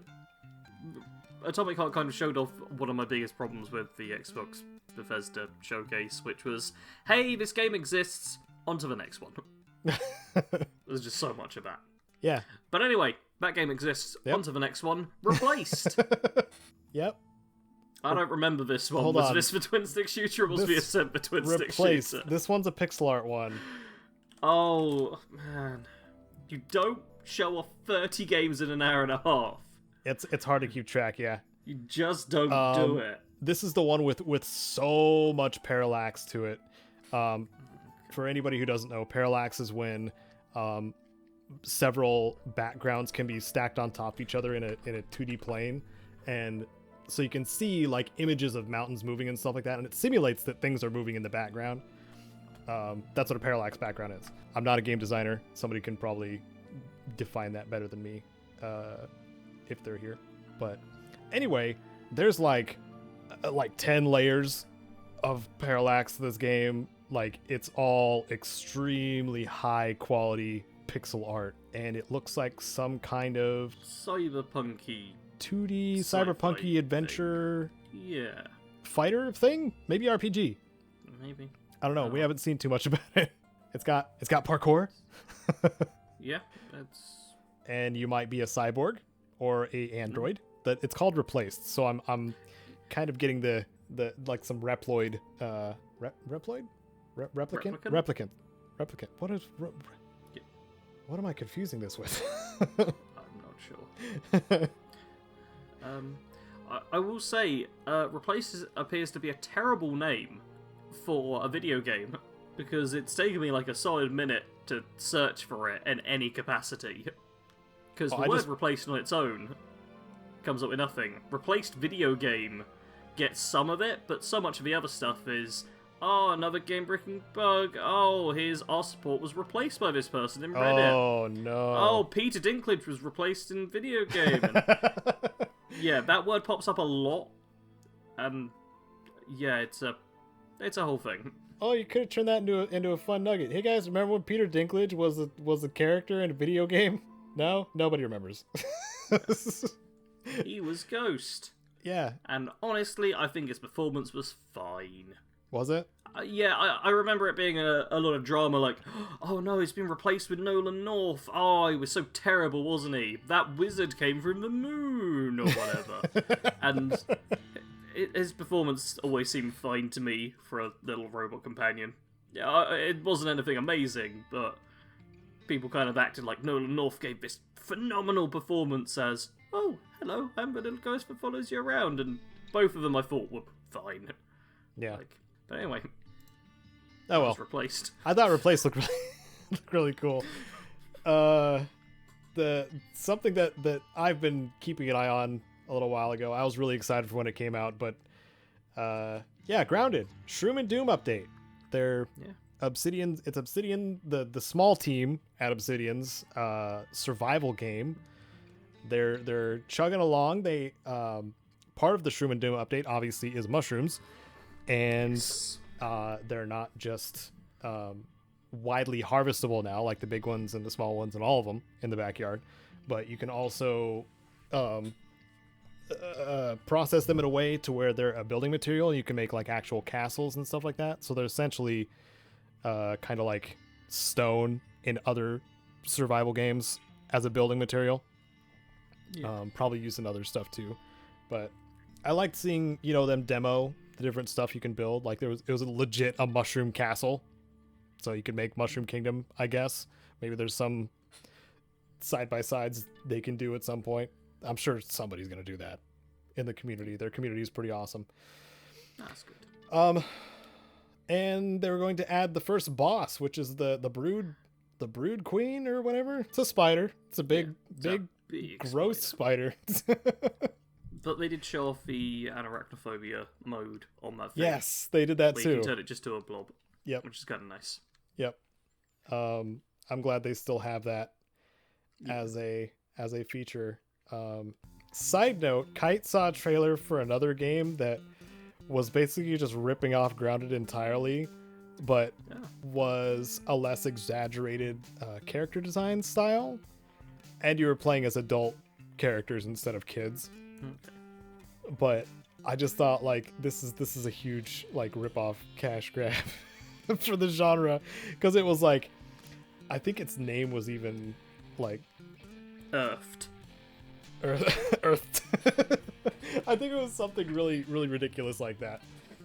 But obviously I didn't care for, finding out more, because Grounded already exists and it's not an asset flip. So, I have very little faith in games like that just crop up out of nowhere, like, crop up out of the ground, out of the earth.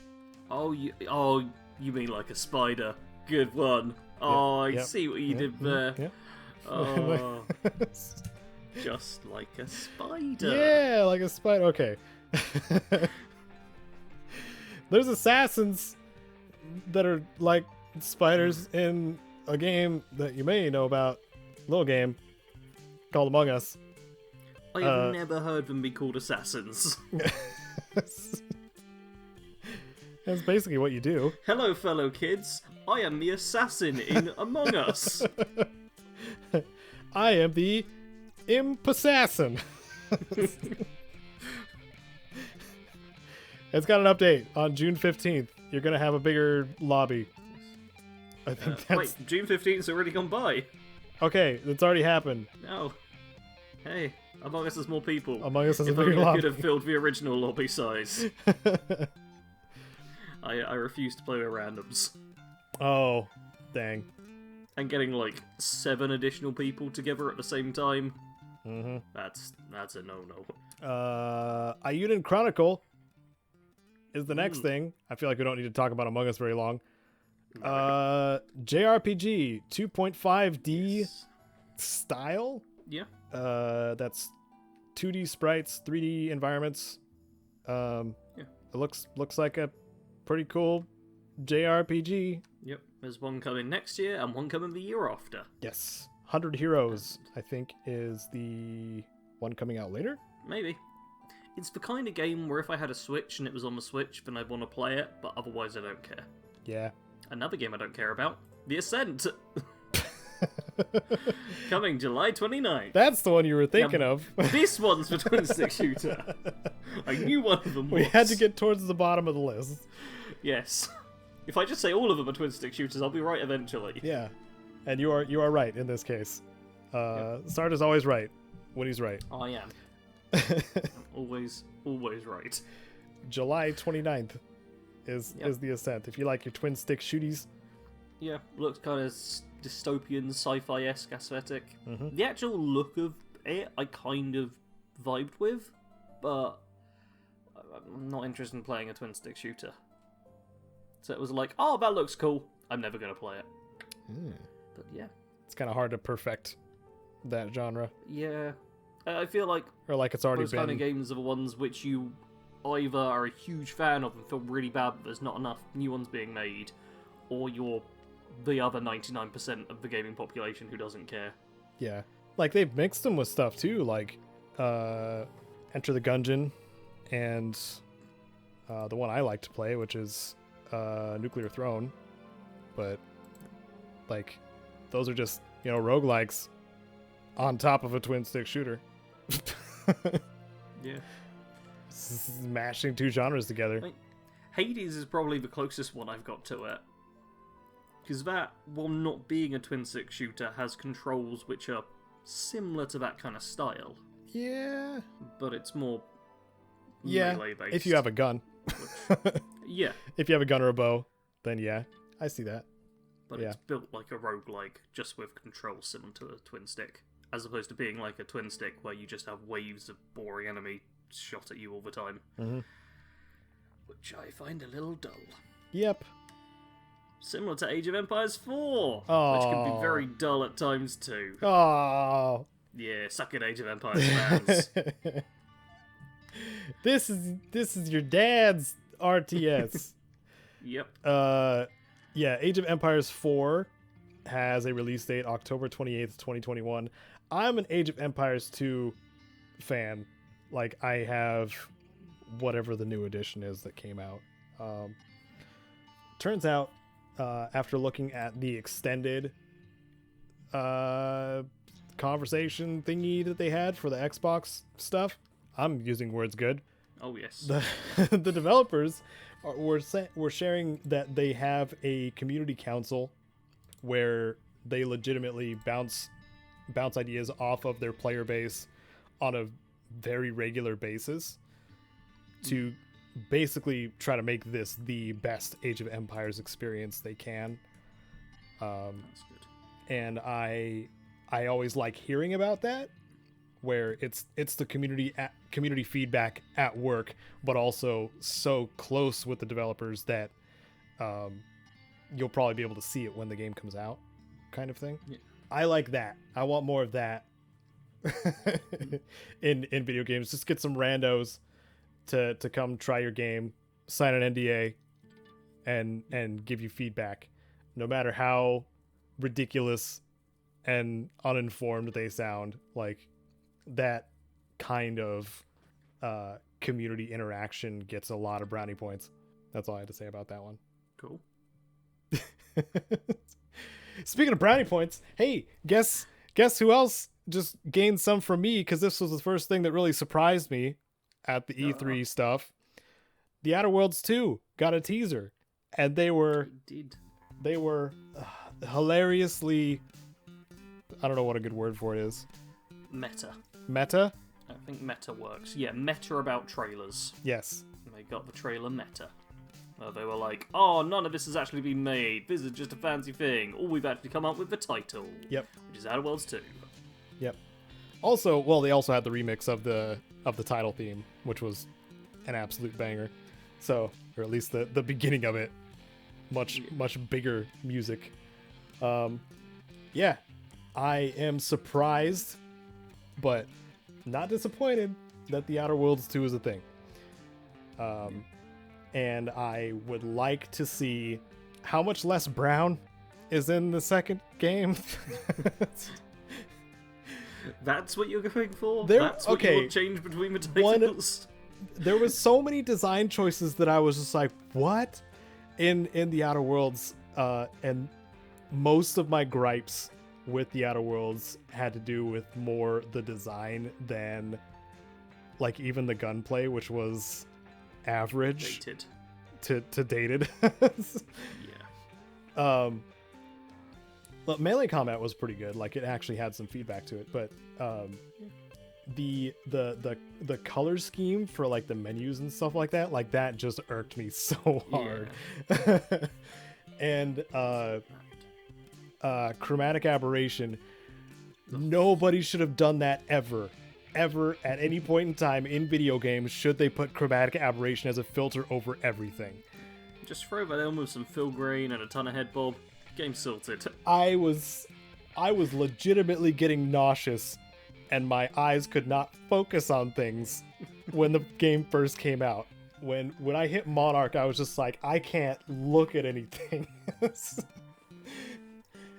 And man, okay, so they learned that. They put a toggle in there, thankfully. They should have just taken it out. Yeah. But I had to rely on like player fixes. I had to go into like the INI and turn off the chromatic aberration because it was a setting in the INI. They just forgot to put it into the game for some reason. But oh my god. Please don't do this weird stuff, this weird filmy stuff. We don't need it. We just want a game. We want to play game. I mean, my big hope is that The Outer Worlds 2 feels a lot less linear than the first one. Yeah. Because The Outer Worlds 1 is a prime example that adding choices and consequences to your game does not stop it from being a fairly linear journey. Mm-hmm. I think a lot of people who are like, oh, I wish Fallout had more choice and consequence in it, don't always understand that those two things are not directly influential of each other. I would say that Outer Worlds was on the right track, though. I will say that. Like, if we're going to compare it with something newer, like Cyberpunk, yeah, there were a lot more consequences to actions, yep. short-term and long-term, in the Outer Worlds than... And honestly, about as linear as each other. So. Yeah. Bigger is not always better. Nope. Developers. Anyway. One team that does think bigger is better are the people who make Microsoft Flight Simulator. Yeah. Because they want to put literally everything in the game. The whole entire world. Yep. The whole world as we know it. Maybe even space. I don't know. I don't play Flight Simulator. I don't think we've done space yet. That's July 27th. Oh, yes, coming to the Xbox Series X/X. I'm pretty sure I said the same thing there. Xbox, you also suck at naming your consoles. Yeah, you do. Man. Bethesda, stop throwing steel and everything. Xbox, stop making X and S. Like, those are so similar sound-wise. Yeah. Stupid. If it's hard to say your console, it's a bad console. Yeah. That's why the Yuya was so good. At least Nintendo makes it fun. Remember the Wii? Yeah. When you play it, Wii U. you go... Yeah, the handheld. The Wii. We'll give Sony props. They've named their consoles pretty well. Yeah. You know exactly what they are. What's the next PlayStation going to be called? Oh, we just put the PlayStation 4 out. Let's make the PlayStation 5. We're going to switch it up and put the 5 before the PS. No. Let's not do that. Let's not get ahead of ourselves. Yeah. Do we need to mention the Top Gun Maverick free expansion with Flight Simulator 2? If you're a Top Gun fan and a Flight Simulator fan, you'll be able to, I guess, play Top Gun oriented stuff. I mean, we should probably move on to the next one pretty fast, because we will need to spend the next 10 to 15 minutes talking about Forza Horizon 5. Oh, man. You mean, like, they took way too long showing Forza Horizon 5 in... Way too long. Like, this game had the longest time dedicated to it out of any of the games we've talked about. Yeah. I think even the game we're going to talk about right at the end, which was the And One More thing with a long trailer, had less time on it than Forza Horizon 5. Which also gave you very little actual helpful information. Yeah. It's like, oh, it looks cool. It's another Forza Horizon game. Oh, it's set here. Oh, there's cars. Wow, I apologise, Caedo. I actually mentioned everything we can talk about in Forza Horizon 5 in that sentence. I apologise. Man, if only Xbox had me around to utter one sentence. Could have saved them so much time. Does it matter to the listeners what it actually is? It's a racing game. Yeah, it's like a open worldy kind of fun driving racing game. Mm-hmm. You know what else was a fun driving racing game? Burnout. EA killed that too. BT dubs. Man, Burnout and Need for Speed Underground 2. Those were the racing games. Yeah, a lot of Forza Horizon stuff, I'm fine with it, but I feel like we've had the best. Didn't mean to bring it down. There's good car games out there too. Yeah. I imagine this one will be fairly good. Yeah, I imagine this one's good. It felt like a kick in the teeth that they spent so much time on it. Yeah. When I feel like Forza and driving games in general are the kind of thing where you're either going to be a fan or you're not. Like, they're not something you need to tempt people into. Mm-hmm. Which I feel like a bunch of these things people would be on the fence about. Whereas driving game, oh, I like driving games. Oh, I don't like driving games. I feel like those are the two reactions. Yep. Correct me if you're someone listening to this who's really on the fence about whether or not they'd enjoy a Forza game, let me know. I'd genuinely be interested. Yeah. But very very similar to Shredders. Like it's got its audience. Yep. And then everybody else just doesn't care. Like esports. Yeah. Yeah, I played some Smash tournaments, but yep. I wasn't going into professional. I wasn't watching other people stomp too hard in, official tournaments. I was just playing, just having fun, beating up the dorm with Samus. Anyway, I forgot what the Phil Spencer moment was, so I'm... Okay, I was going to ask you about that. Because all I remember Phil Spencer doing is like, he, mentioned very briefly, Avowed, Elder Scrolls 6, Fable. Just mentioned them by name, like I did right there. Oh, okay. That's as much information as we got. Cool. But something we did get information about is a new IP from Arcane called Redfall. Yeah. Which, I need to check the trailer right now, because I need to talk about something that went on with it. Not Redfall.com. Okay. Well, maybe I can... Official announcement trailer. Maybe I can set the stage. Oh, do it. Okay, so Arcane, who has been working on... I guess they have two studios. One had been working on Deathloop, which is still slated to release on PlayStation and PC, I think. Yeah, I believe that was Arcane Lyon. And this one is Arcane Austin. Yeah. Arcane Austin is working on Redfall, which is a... I'm worried to say Left 4 Dead-like, but you're humans with superpowers of some kind fighting against vampires. At least that's what the trailer was implying. So somebody had mentioned in the extended discussions thing that they were glad that not everybody else was hopping on the zombie train, which is fine. It comes and goes, like trains do. I just want to see all the Angry Joe reviews of other Joe asking him if he wants to play a zombie game, because that gives me life. Anybody who has seen those knows what I'm talking about. Well, the thing that has given me most joy, kind of sadistically from this, is all of the people in the comments and on the dislike button of the trailer complaining that Redfall isn't Elder Scrolls 6, because they'd made a huge leap that Elder Scrolls 6 is Redfall from the fact Bethesda had kind of like got Redfall as a thing. And there's on this trailer 5,000 likes, 1.9 thousand dislikes. That is a strong reaction, and when it first came up and when I checked it, it was closer to 50-50. And the comments is filled with people to varying degrees of angriness with about this. So we've got one person saying everyone baited thinking that Redfall would be the name of the Elder Scrolls 6. We sort of expected to learn nothing about the Elder Scrolls 6, but I didn't expect to actually learn less. And one person taking it more comically, lol, and we thought Redfall was the Elder Scrolls 6's name, how fool are we? Because, yeah, a bunch of people on the internet made a huge leap. They crushed the straws they were holding, and then they looked at them and were like, oh no, I was grasping at straws, why are the straws broken? They just... Whew. Good metaphor. So, it's a great one. I've used it several times now. I'm that happy about it. Yeah. But, yeah, it was... That's been fun for me. Yeah, who knew that other things besides red guards have the word red in them? I know. Or have the color It's crazy, red you know?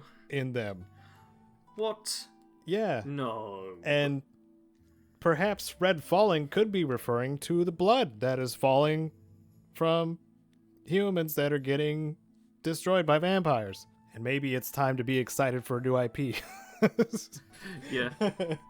Honestly, I'm not that excited from it from what we've seen so far of the actual game, because especially after Back 4 Blood got shown as a 4-person co-op shooter where you fight the undead, and then Redfall comes out as a 4-person co-op shooter where you fight the undead. It's unfortunate timing, to be honest. Yeah. But I feel like both are probably going to be good in their own right. Yeah. Because of the pedigree both of these developers have. And distinct in their own ways, but it is just like, at a glance, they're very easy to just see as basically the same thing. Yeah. So it'll more like be a preference thing. Yeah. And honestly, I'm more inclined to look towards this. The characters seem somewhat interesting. They seem a little bit more fleshed out. I kind of like the general art style, although all we've really seen is a cinematic. I like the art style too. I like the direction that Arcane is taking with their character design. They look way better than the ones in Prey. Yeah. The humans in Prey look like they were made of silly putty. I mean, probably my favourite thing so far is the characters who already have like pages on them, and the one I'm interested in is Jacob Boyer, who's the sharpshooter. That seems really cool. He's got like a fancy eye and a raven. Oh yeah, kind of Mordecai, but dark and broody, West almost.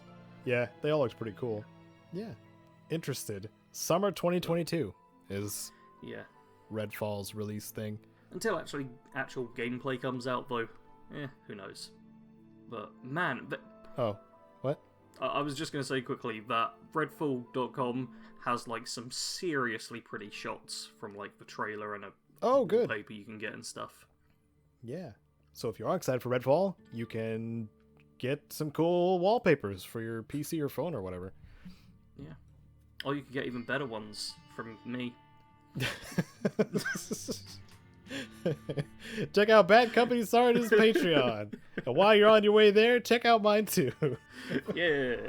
Well, there's not really much we can unfortunately say about Redfall, I think. No. Because despite the trailer being almost 5 minutes... It's still a trailer. Yeah. Yeah. It didn't give much information. But there's a few more things to talk about before we go.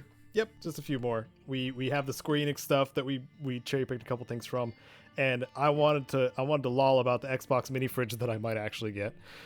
Oh. Because it was such a meme that the Xbox Series X/S looked like a fridge. They made one. They now have a mini fridge that is going to go on sale, I think, in December or something. It's going to be like a winter sale or sale time for the Xbox mini fridge. But yeah, they're legitimately going along with the meme and making merchandise out of it, which is awesome. That's a graceful way to do it because people will buy it. Yeah. I mean, mini fridges are kind of cool to have, I guess, but... Everybody wants to own a meme. Looking at you, NFTs. Yeah, at least this one probably does less damage to the environment and costs like a less than 1% of the price. Oh my god. Don't buy NFTs. We didn't we make that a comment of the cast? I can't remember, or not a comment of the cast. Possibly. I mean, at this point I feel like they're going to get less and less popular as the like market value for them has dropped so much. Which, oh my god, how can anyone predict that? All the people saying they were investments, spending millions on a digital receipt. Ugh. Yeah, that could be a separate rant entirely. We could make a post-mortem podcast about that. Congrats to the artists who got rich. Yeah, congrats. Yeah, I really hope there's a better way for you to earn those significant amount of monies in the future. Yeah, I always got a gross feeling when I saw, like, especially was it Beeples, who was like the most the most Got successful. 69 million for Freaking his absurd. Oh my god. It god. was a crazy amount of money. I mean, it's kind of back payment for years and years of work. Oh yeah, like he's. But the fact someone would pay that much. Yeah. Is... And I did appreciate like what he planned to do with it, but that didn't make NFTs right as a concept. No. And he kind of started spearheading it as like selling a digital product that you could get like framed on a digital screen, and I'm like, yeah, it's still like just a digital bragging rights. I don't know. I never will understand. It's a fad to me, I think. Well, let's move on and talk about digital stuff we can kind of own Yeah. and enjoy. Yeah. In the form of JRPGs. That's right. We can 'Cause brag I about realised it. we both highlighted one thing, and it's the 2 JRPG parts in this. Yeah, we can brag about it with our achievements, because those are just as arbitrary. I do like them when they pop up, though. It gives me a good feeling. Yep, gives you that Endorphin rush. the brain chemical. Serotonin. Good. Miasma. That's different. I love me some miasma when I get my achievements. Molasses. Anyway. Okay, Final Fantasy 1 to 6 are apparently coming to Steam and mobile soon, which seems kind of cool. I like myself an old Final Fantasy, and if they're cheap enough, I'll buy them. Yep, I might. I did when they did the re-release of, or not re-release, it was the remake of Final Fantasy Adventure. I think they called it something of Adventures of Mana, I think, because it was basically the origin of the Mana series when it came out on Game Boy. Like, it was a completely separate Final Fantasy thing, but then they made it its own thing. Anyway, I played that on tablet, and it was really, really great. Like, super nostalgic, but it was like, 3D instead of like 2D sprites and stuff. They're not doing that with Final Fantasy 1 through 6. But they are making it, playable on other stuff, which, introduces other people to the origin of Final Fantasy, which is good. Yeah. I think that's always good. I'd very much like to play them, seeing as 9 is my favourite, and 9 is basically a reference to the previous 8 games. Yeah. That's probably a good reason. Yeah. As somebody who has a hard time letting go of the classics, as you know, the classic Fallout games are very special. Very special to yours truly. I think making it more widely available, making Final Fantasy, the 1 through 6, more widely available is a very good thing. Most definitely. I don't want the where something came from to be unavailable for things. That was a weird way to say that, but I'm gonna run with it. Okay. Because words are hard. Words are very hard. Do I get to talk about my jam? You do get to talk about your jam. Yay! It's jam time. Yay! Okay, well, my jam is grape flavored. On the other hand, there's also For a second, strawberry jam. Just go for strawberry jam. Strawberry? It's always the best. Everyone else is wrong. strawberries. All right. It's good on waffles. Anyway, okay, talk about video games before we start fighting. Okay. All right. Speaking of the metaphor when it came to my jam, Legend of Mana is coming out June 24th, which is just a few days from, or less than a week from when the PIPCAST goes up. That's a game I have a lot of nostalgia for from the PlayStation, because I played it so very much, and it had so many things that were ahead of its time that a re-release now is actually going to hopefully benefit the Mana series as a whole, because more people will be able to play it, and those mechanics that are in the game are going to be more passable because, well, open world games are a thing. And a very popular thing at that. But it's hand painted art style. It's kind of that style of sprite as well. Action RPG elements kind of makes it timeless in a way too, so it didn't need to get a full remake like Seiken Densetsu 3 and the other Mana games. So what I'm trying to say is Legend of Mana is awesome. Had a whole bunch of mechanics in it that made it ahead of its time. You could harvest produce. You could feed that produce to your pets that you could catch out in the wild. You could make instruments that you could play for the various elemental spirits and get coins from those spirits and pound those coins into your weapons and gear to make it better. And you had all kinds of combo customizations for your combat, different weapons you could specialize in. There's like 15 different weapon types, and they all had their own special moves. And most importantly, it had co-op. Mm-hmm.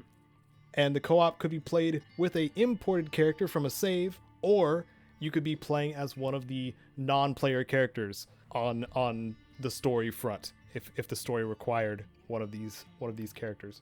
Freaking awesome. The only thing that was a bit of a hitching point for a lot of people was the open-ended quest system, where like chapters of quests, some quests would be one-offs, but some would be like chapters in a saga of quests that you have to wait for later on in the game. But yeah, Legend of Mana is awesome. June 24th, Steam and Switch. I'm getting it on Steam. Very glad it's coming to the Switch. Yeah. I feel like classic JRPGs are perfect Switch material. They are.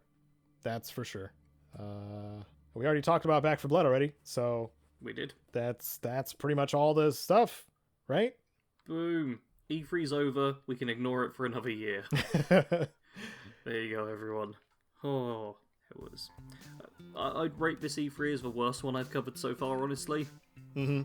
Yeah, you mentioned that to me. You want to tell everybody else why? I mean, I've kind of mentioned it a few times now. The Xbox Bethesda thing was the one I'm most interested for, or was most interested for, and there was an average of 3 minutes available per thing they showed. Mm-hmm. But that was only the average. Remember, Forza Horizon 5 got 10 to 15 minutes. Right. So, and Redfall got, like, solid 5 minutes at least. And yeah, there just wasn't enough time for that. Most of the things that were announced were just like, hey, this game is already out and you've been playing it for years and whatever. We just wanted to remind you about it or do a small update. And then the stuff that was new was just like, oh, hey, this game's going to exist at some point. Bye. Yep. And it was just trailers. It was just a string of trailers. Yep. With very little talking or interesting interviews or people explaining their thing. Like, when Fallout 76 was, like, announced, there was proper conversations about it. You got to talk about it. We got, like, shown little clips and then them explained to us and all that kind of thing. Plug the extended Xbox showcase. Yeah, like, I didn't even know that was a thing until we were I didn't either. Basically. That's the thing. I didn't either until I was like, why wasn't Hellblade in the legit, like, main thing? But then it made more sense because it wasn't an actual trailer. But it was nice to hear from the developers too. So, yeah. If you want, like, more behind-the-scenes stuff, like, that's what you should be watching instead of, like, E3 proper. I'm just speaking for everybody else, too. Like, watch the Xbox Games Showcase Extended, which we'll have linked below as well. Yeah. By far, the best parts of E3 were all the stuff that happened outside of E3. Yeah. Which has happened before, to be fair, but not to this degree. So how about feedback? What kind of comments are we going to request? What did you like at E3? What were you surprised by? Maybe? Yeah. Tell us your opinions on E3. Yeah. It's a nice simple one. Were you as bored as Sarge? Been able to vent about it yet. Man. I made my video about it. I'm glad I did. Yeah. But I called it. I watched the Xbox/Bethesda E3 showcase, so you don't have to. Yeah. Because you really don't have to. No. I covered everything in like 10 minutes. Mm-hmm. And it took them an hour and a half. Yep. Anyway, we're done with that. It's over. Final section now. Hey, Caedo, what have you been up to? I'm going to share two things. I just... Since the Xbox Game Pass has been a subject of a lot of stuff we've been talking about, just because, Xbox, Bethesda, blah, blah, blah. I've been trying Recore, which was originally an Xbox exclusive, I think, and then it came over to PC and was also moved over to, like, modern systems, I think, modern Xbox systems. So I've been giving Recore a try today, as of recording day, and it's been all right so far. It's an interesting post-apoc platformer, third-person something. I don't know what to call it yet. Okay. But I'm enjoying it so far, and the reason I'm mentioning that one is because I'm looking through and doing the follow-up to the Games for Fallout fans using both suggestions, like Recore was one of the suggestions that somebody did, and going off of my own list that was persistent. Like, it was twice, maybe 3 times the things that were on the last countdown, so like 30 items or something like that. Obviously, I'm not finishing all of these games that I have a list of, but giving them a try, and Recore was one of them.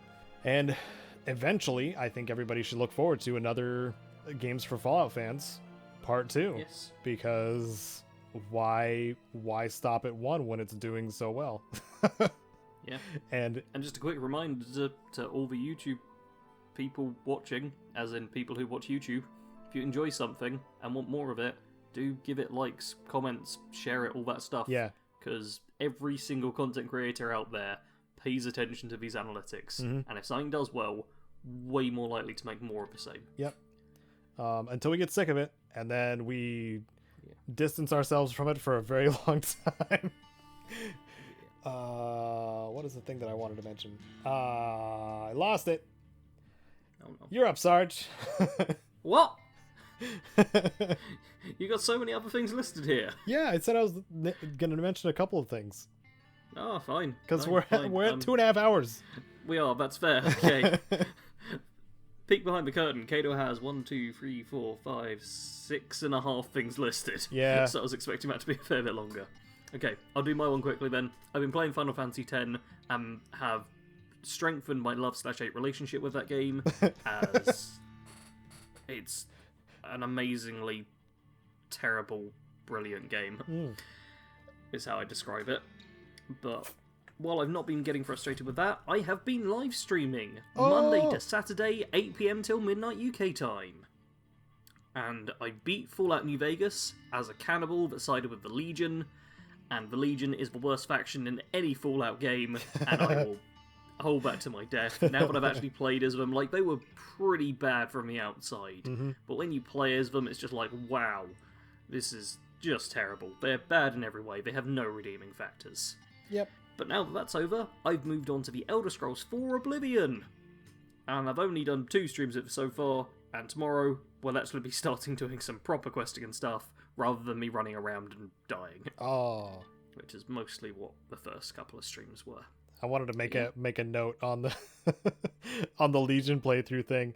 Like, I was watching some of that, and I was just like, I wonder how this is gonna go a lot of the time, because like, there's so little Legion content compared to everything else, especially NCR. Oh yeah. But that reminded me of somebody on one of the Fallout subreddits. They got a Legion bull tattoo. What? Yeah, and they clearly didn't think about what they were getting on their arm. And they were just like, well, I like the design. Yeah, but what does it represent? That's like being a huge fan of the Wolfenstein's games, so getting like a skull tattooed on you and being like, yeah, that's because I like Wolfenstein, right? That's how this works. I think you were implying, getting a swastika tattoo. I didn't want to say the word. I specifically didn't say the word. I went, everyone's going to know what I mean, but I'm going to say something different. Just because it looks cool doesn't mean you should. That's what we're implying here. Got excited, choked on my spit. Oh. Don't get something just because it looks cool if it has some sort of subtext that goes along with it. Just don't. Yeah. You're probably going to regret it. He's probably going to get that lasered off at some point. Yeah. Because, man, and you can like the Legion all you want. Whatever. Just don't put it on your body, because that's gonna really make some people judge you a lot. The only reason you should like the Legion is if you enjoy role-playing as an evil character. I feel like if you actually like them, and are like, yeah, this is my kind of faction, do consider why. Yeah. Because they are evil. Yeah. Like, straight up evil. Yep. Yeah. Cosplaying purposes, on the other hand, like, if it's not permanent, then yeah, whatever. If you're going into cosplay as a character from the Legion, totally fine. But tattoo, probably taking it a bit too far. That's just our take on it. Things you can get tattooed on you. Somebody could have a different Anyway. take, but yep. Anyway. Yeah, let us know in the comments what tattoos you've got. Yeah, do you have any Fallout tattoos? I have none. I have 0 tattoos on me. Same. Yeah, I'm an uninteresting person. I'm a penny pinching person. As soon as I found out if tattoos cost money, Yep. it wasn't an option They're anymore. super expensive. Now, if somebody paid Sarge to get a tattoo, like paid for the Ooh. tattoo for Sarge to get, would you get it? I mean, definitely not around this time, but maybe sometime in the future. Yeah. I have already considered what designer tattoo I would like. Plus, I grew up around people, like, heavily inked up. I even back in my old retail job, I stood out as one of the people when I first showed up that didn't have any tats on them. Oh, wow. Yeah, so I'm from Hastings, man. There's a lot of people who get tattooed in Hastings. It's very common. It's kind of cool. Yeah. The good tattoos as well, like genuinely great. Yeah, that's kind of how it is here in Portland, too. I just haven't had the inclination. Yeah, tattoos are expensive, too. Like, forget the whole, like, you know, getting stabbed with a needle a bazillion times to get a design. Yeah. But, you know, it's expensive. Yeah. And anything I want Anyway. would probably be a big piece, too. So, Oh, yeah. But I think we should call it there. Yeah. 'Cause it has been over 2.5 hours Yes. now of recording. yes, please. Good point. So, thank you very much for listening. Tune in a fortnight's time for another episode of a Pipcast where we don't actually know what we're talking about because E3's already been and gone, so who knows what news will pop up. But do like and subscribe if you aren't already to make sure you get this. It goes up at the same time every other week, so you can put it in your diary if you want to. But I think that's going to be all from us for now. Bye, I guess. Take care, everyone. I'm hitting stop.